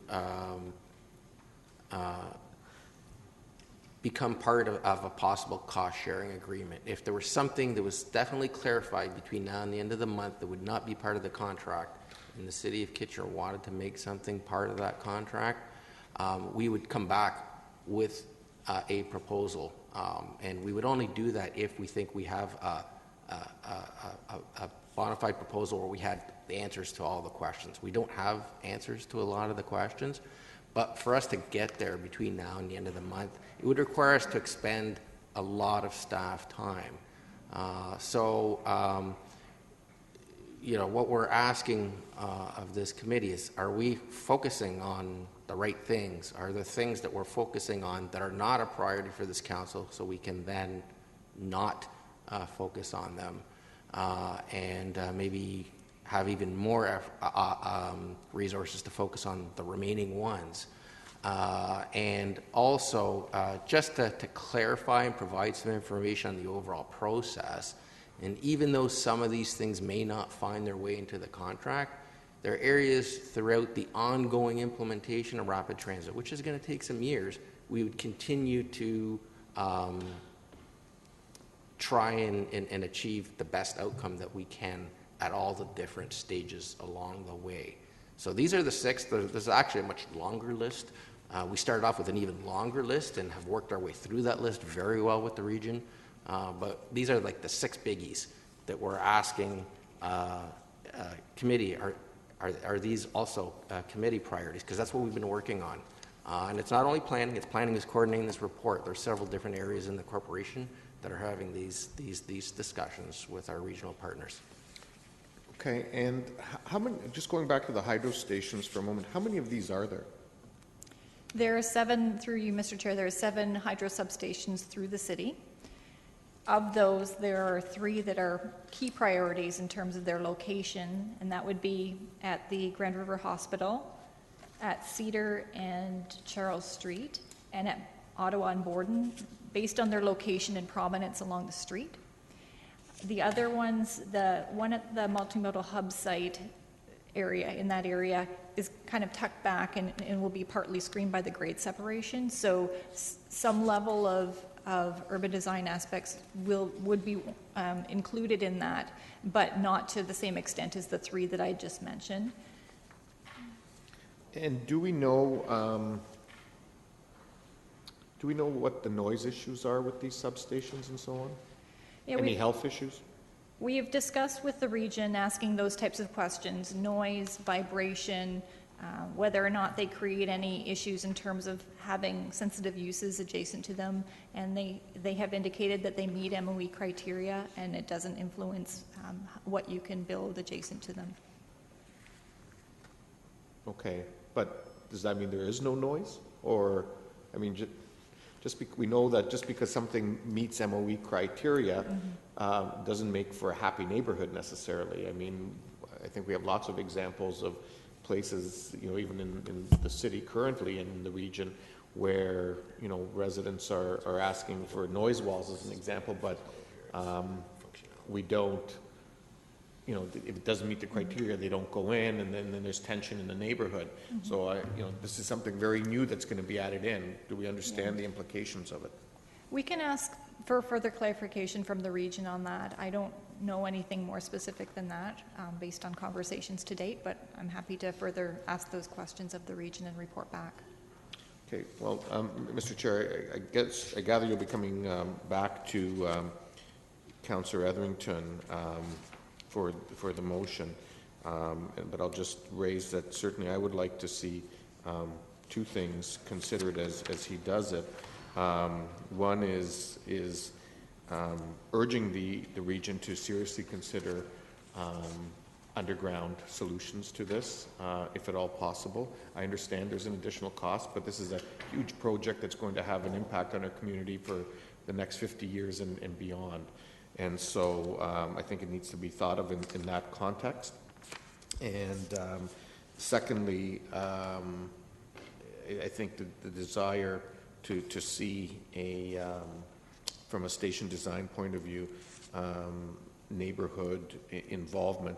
I think in any of these cases of involvement, and I'll leave that up to Councillor Etherington, but it should be regionally coordinated involvement. I mean, it's their process, so I think they need to run it, but we can certainly add our voice to it along the way.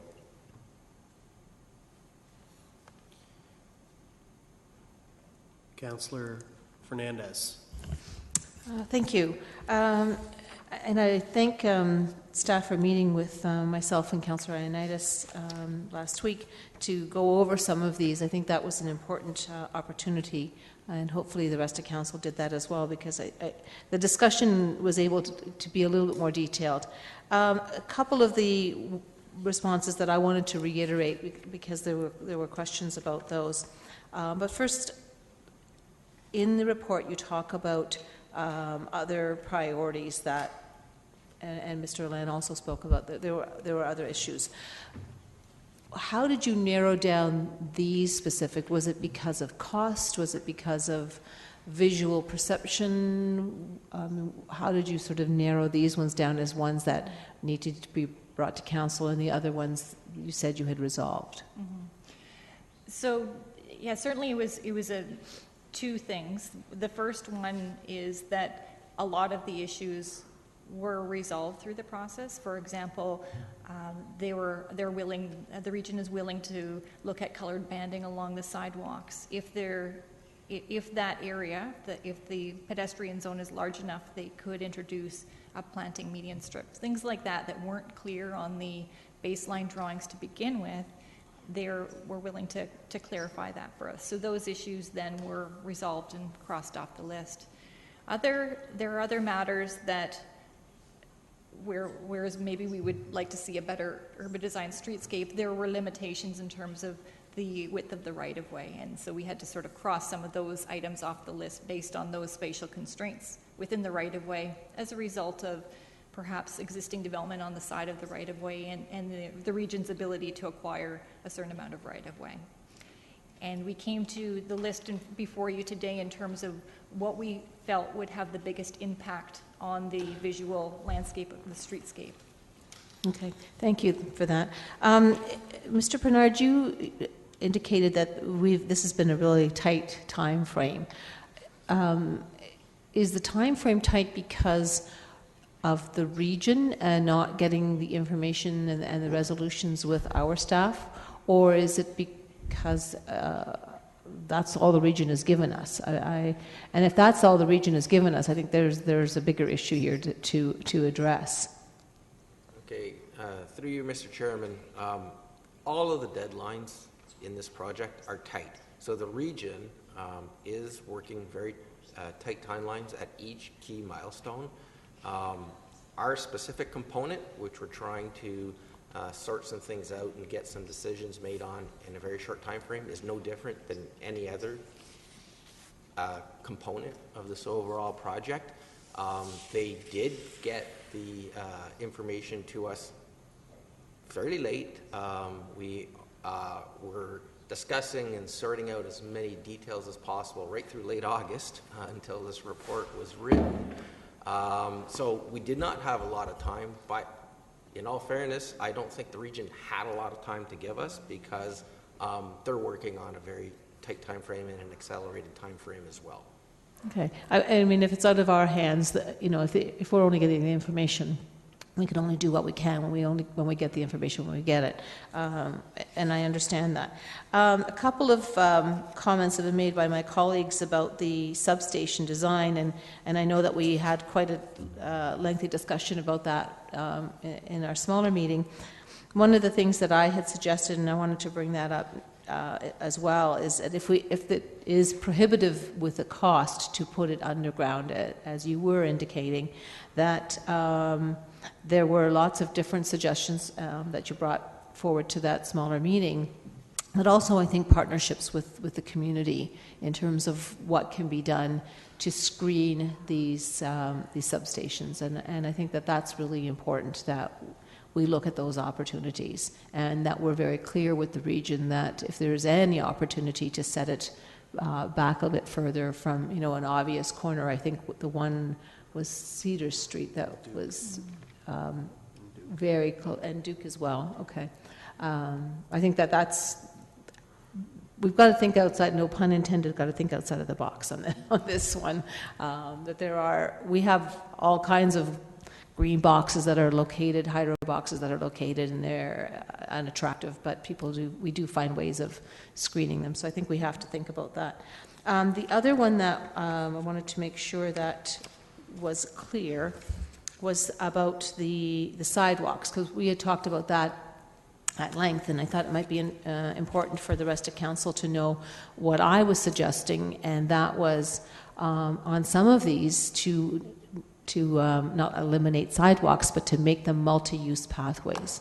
And I think that's really crucial. I was in Niagara on the lake, and I cycled almost to Niagara Falls yesterday, and boy, those multi-use pathways are golden. I mean, we saw everything from pedestrians to strollers to rollerbladers to cyclists, and everybody was respectful of each other. And I think that the more of those we build, the more people will get used to the idea of sharing that space.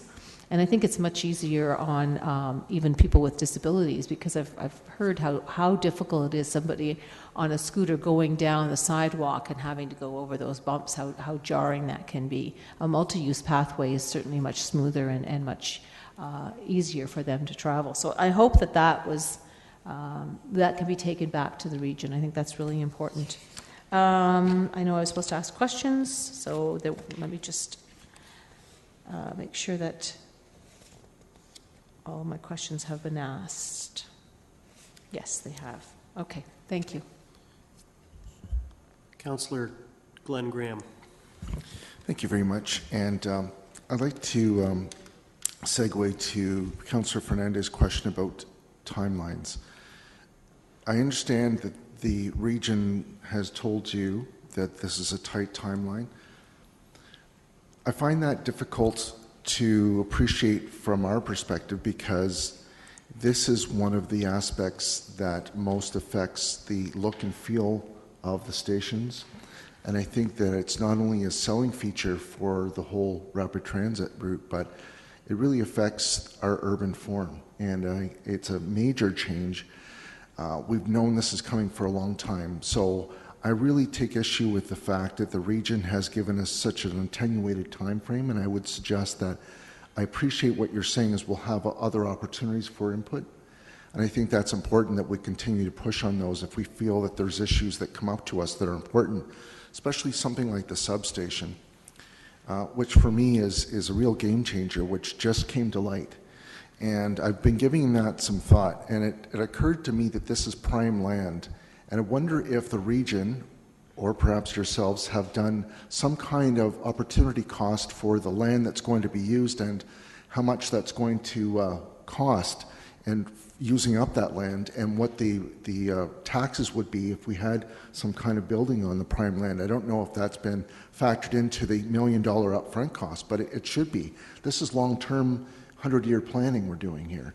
So I think that needs to be looked at, and I'd like some kind of response, if we could, from the region before we tie off on this one. In terms of the station themselves, one of the issues we have on even bus routes is clearing snow. So I wonder if under concrete heating has been looked at to try and address that issue, to try and make sure that we don't have to have crews running around like crazy, but it would just melt on its own. It would be safer, it would take care of itself. Has anything been looked at that way? Through you, Mr. Chair, I have not heard of anything from a regional perspective that they're looking at that sort of technology. I don't know what the cost implications of that type of technology would be. I think that's worthy of investigation. It's, again, an investment in the long run, and it might save on labor. And so I think that would be something we could bookmark and ask them for a response on.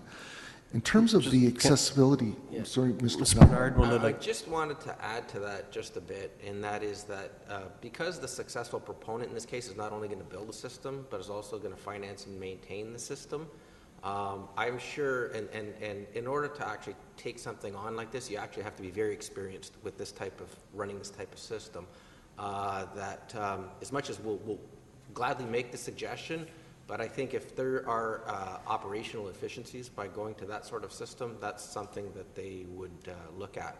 And it's the type of thing that even though it's not in the baseline specifications, they can actually make that part of their proposal because trying to convince the region that this thing's going to actually run well and be efficient is something that they have to do in order to be successful. I appreciate that, as long as we hold them to a very high standard of maintenance. In terms of the accessibility, I understand about the need for pedestrian crossings that are raised and have high standard for people with visual disabilities. the challenge I have is with people that need to hear. And so I'm wondering if sounds have been built into this system, wondering if that's an opportunity, because I know that's at a lot of crossways for pedestrians right now. Through you, Mr. Chair, those types of details haven't been discussed in this particular forum. We can ask the question specifically of regional staff and respond back to you on that. Okay, great. And, as Councillor Verbenovich asked about noise and vibration studies, I think that would be helpful because certainly Councillor Etherington and I have these in our wards, and we want to be proactive and say that we've done our due diligence rather than get these complaints after the fact. We need to be able to say with some confidence, if we vote for something, even if it's minor, that we're appreciating this ahead of the case. Thank you. Mayor Zaire. Thank you. I'm glad to have this conversation and hear the ideas that are forthcoming, because we're dealing with some of this at the regional level, but also in a private session with staff, not these kinds of things necessarily at a public meeting. When I was first approached by staff on these issues a number of weeks ago, I did have conversation with senior staff as well as some members of the steering committee at the region. And the steering committee at that point in time had been dealing with matters of a fairly high level and not necessarily getting into all of the detail. I would have to say that subsequent to that time, they have been alerted to the issues, the very same issues that in fact we're talking about today. And I believe that they will be dealing with them in a more, watching it more closely than they would have up until now. I'm talking about the steering committee. They in fact do meet tomorrow, immediately after the standing committees at the region. So that's why it's important to have these things talked about today. And I would say to staff that these issues should be summarized and put into writing to them. Where are we? 2:30 now. By tomorrow morning, so that they can be fed into the steering committee directly at that meeting tomorrow. And this is just additional information. It may be, I'm not suggesting to you at all that I have a lot more information than you do, but in having dealt with this in the last few weeks, I can add the following. Mr. Pinar is correct in that since this is a DBFOM project and the consortia that wins the bid will also be responsible for maintenance and will be finding, I would think that we will find some things that they will put into it, so which is going to try to minimize their costs. And if the example of the, sorry, who was it suggested it, Dan, about snow removal, that's the kind of thing that could be built into it. They have also, sorry, I want to take this in a particular order that I had it here. That the proposals, I do understand, will be evaluated not just on the dollar figure, but on the design and other things that go along with it from an operational standpoint, so that it is not strictly based on the lowest cost. Because there may be some significant elements of the design that would come forward that could be a game changer. I don't know, not even going to speculate what that might be, but that would be taken into consideration. As well, the region is paying a fee to the three proponents, whether they win, lose, or draw, and it would be the two that would not be ultimately chosen, so that to some extent the elements, unless they're considered proprietary, that would be in the opposite, the other two proposals, could be utilized in the winning proposal. So there is some pickup of that. We get the sort of the best of three worlds in that particular case. In terms of the station designs, one of the big points that I've been making with the steering committee members and with staff have been that the station locations, the look, the feel, the environment around the stations for a block or so are just as important, and perhaps even more important than the trains themselves. Because this is part of what sells the idea that this program is a very worthwhile transit system. And so getting on the train is one thing, and having a good train ride is the secondary part of it. But you have to make sure that they're feeling good about the entire process. And I think that point has been received well. In terms of the station locations or the station designs being customized to the particular area, it's a point that has been raised several times, and I know that those points will be included in the final specifications. Unless there are specific details of a location that are absolutely essential, I don't think that they will be included in the specs. But just like I said earlier on about the maintenance, the consortia who does win the bid is going to be operating this and wants to have that operational relationship with the public as well. And so I suspect that there would be some public consultation by those firms later on. I can't guarantee it, which would in fact help to do that customization. I think more work needs to be done on that. In terms of the substations, I doubt the underground vaults for these stations will be in the mix, but I think we should continue to press for them to be looked at. Cost being the major feature or major factor. The issue as well, using the location of Charles and Cedar as an example. That's the bottom picture actually on the screen, bottom left-hand picture.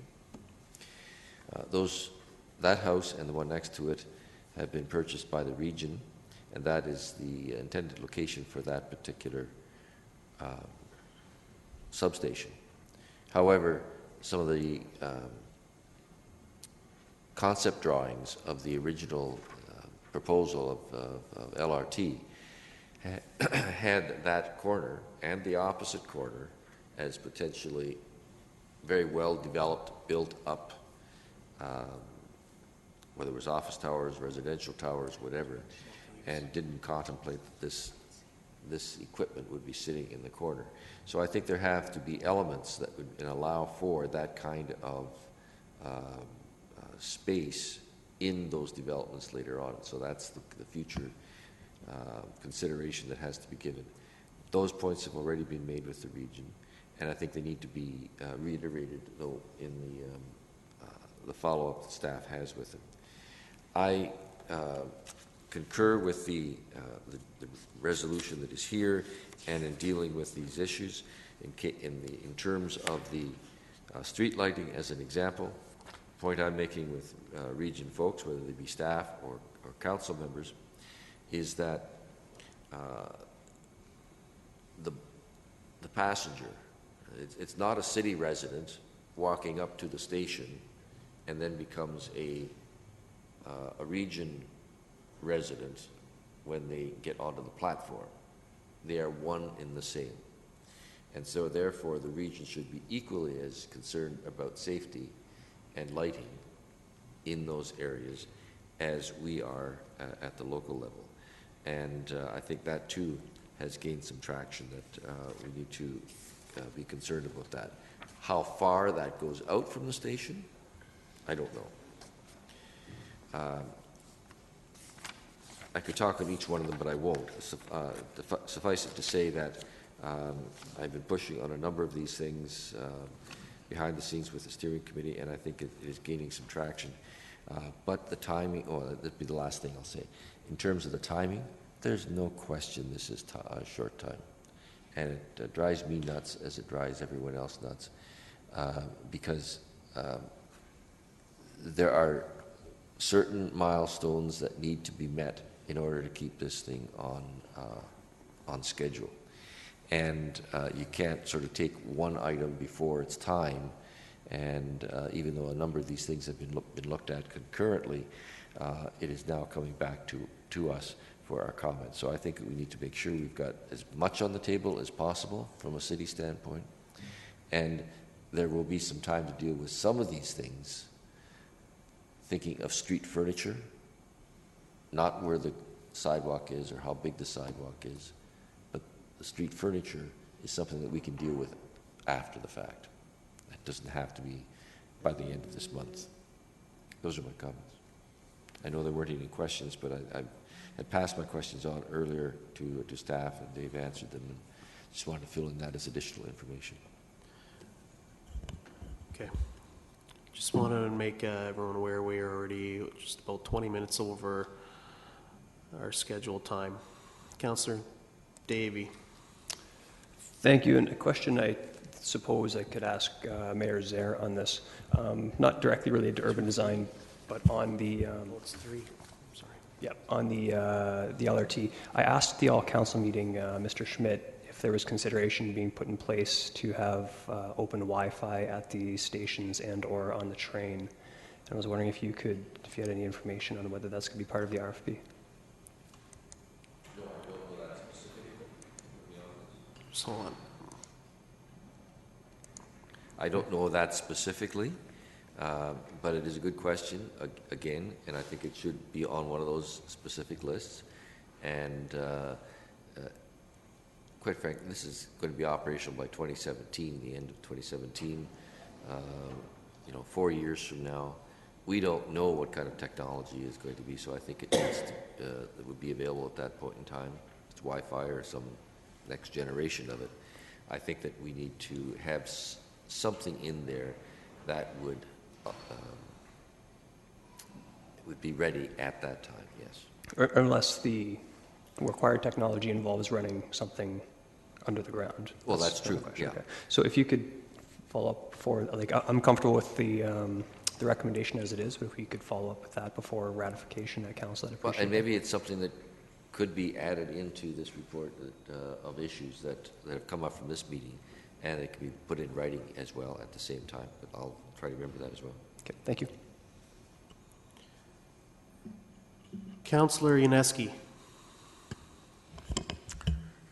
I appreciate staff's analysis on this report, having thoroughly read it, and the priorities that have been set out here. I think they're well outlined, and appreciate the report. I didn't have any questions on this, but I do have some comments, and I am happy with the priorities. However, I know there's going to be further work that needs to be done on it. I know the sidewalks are still, those are the options and the price ranges that you provided. The enhanced pedestrian crossings. The hydro substation, to me, looks ugly. It looks like a box container coming in on a ship from wherever. And I figure if you go underground, there's a huge cost in that. But I think with landscaping, some design work, it could be provided above ground and done in a very, very nice way. I am surprised that the region is not here, as pointed out earlier, and yet puzzled why the region is going to be making a presentation to staff on Thursday during lunch hour, and where I think maybe the priority should have been here to council. I'm puzzled on that, but I don't need an answer on that.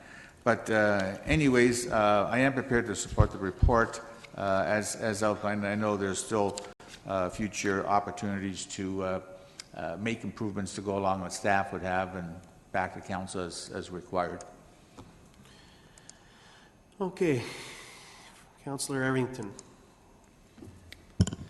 Yeah, through you, Mr. Chair, just the opportunity to add a couple of paragraphs to the end of that recommendation, so I could read it now, part from me, part from Councillor Urbanovich.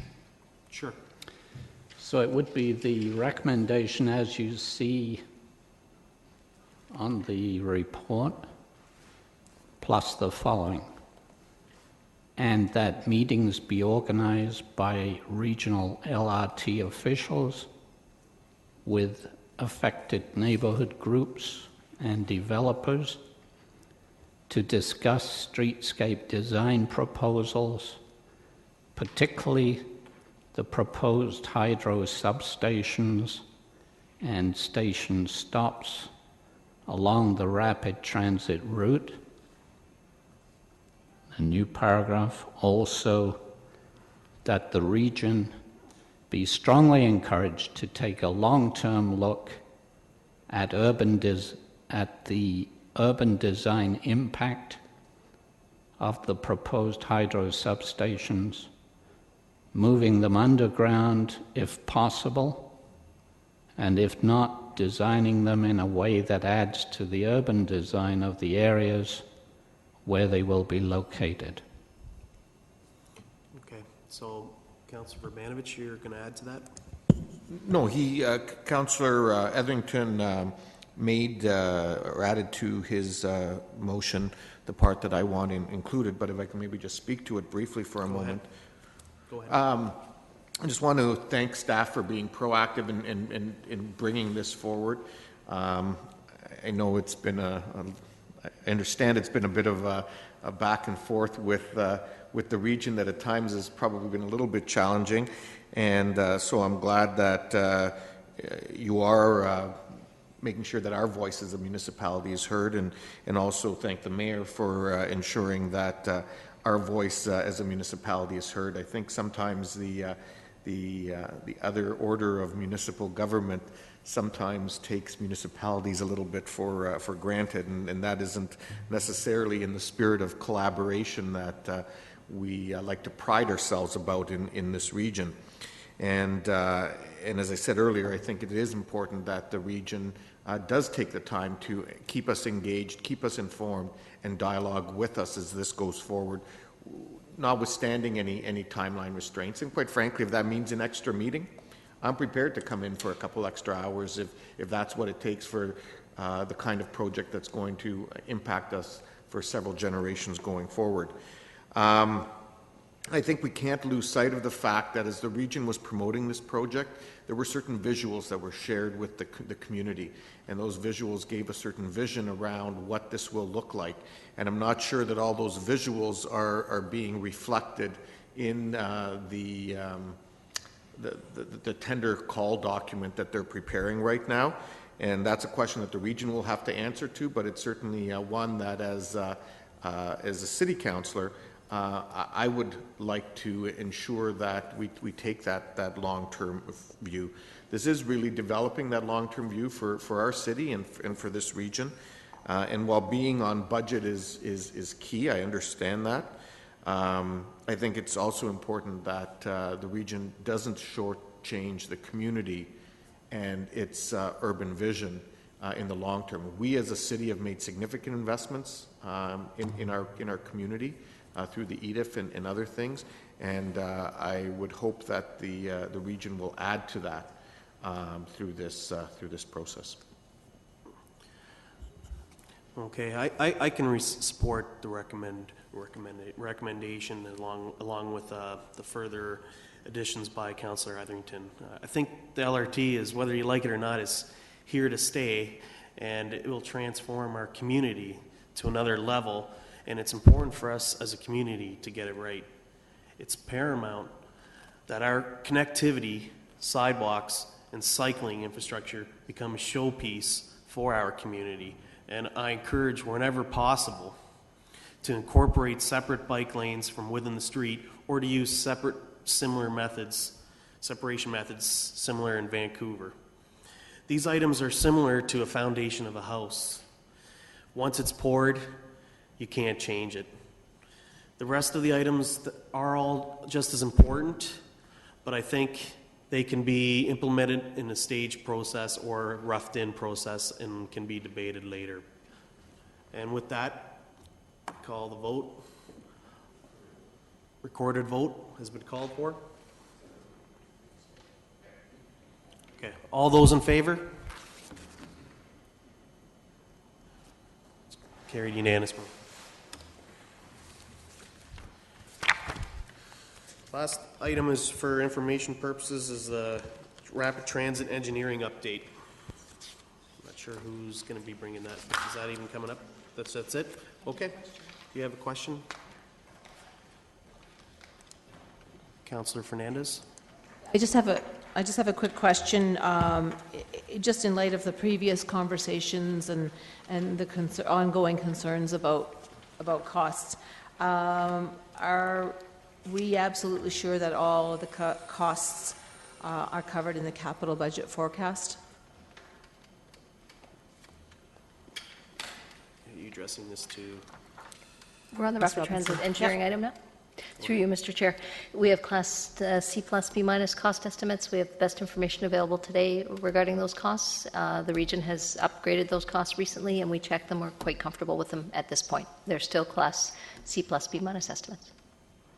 Oh, okay, C plus B minus, is that what you said? I did say that, yes. Okay, I thought I was back in the classroom for a minute, but okay, gotcha. So that just means that there's still opportunity for variance on those costs. Certainly, yes. But at this stage, we certainly have costs allocated in the capital forecast that cover those costs adequately, and we're quite comfortable to the extent we can be at this point. Okay, all right, thank you very much. Okay, before I conclude, I just wanted to make a point on one of the consent items on Center in the Square. It's not about that consent, but I just want to encourage everyone to come out on this weekend for Friday the 13th and Saturday the 14th to see the free presentation of Bandaloo, which is going to be an amazing show.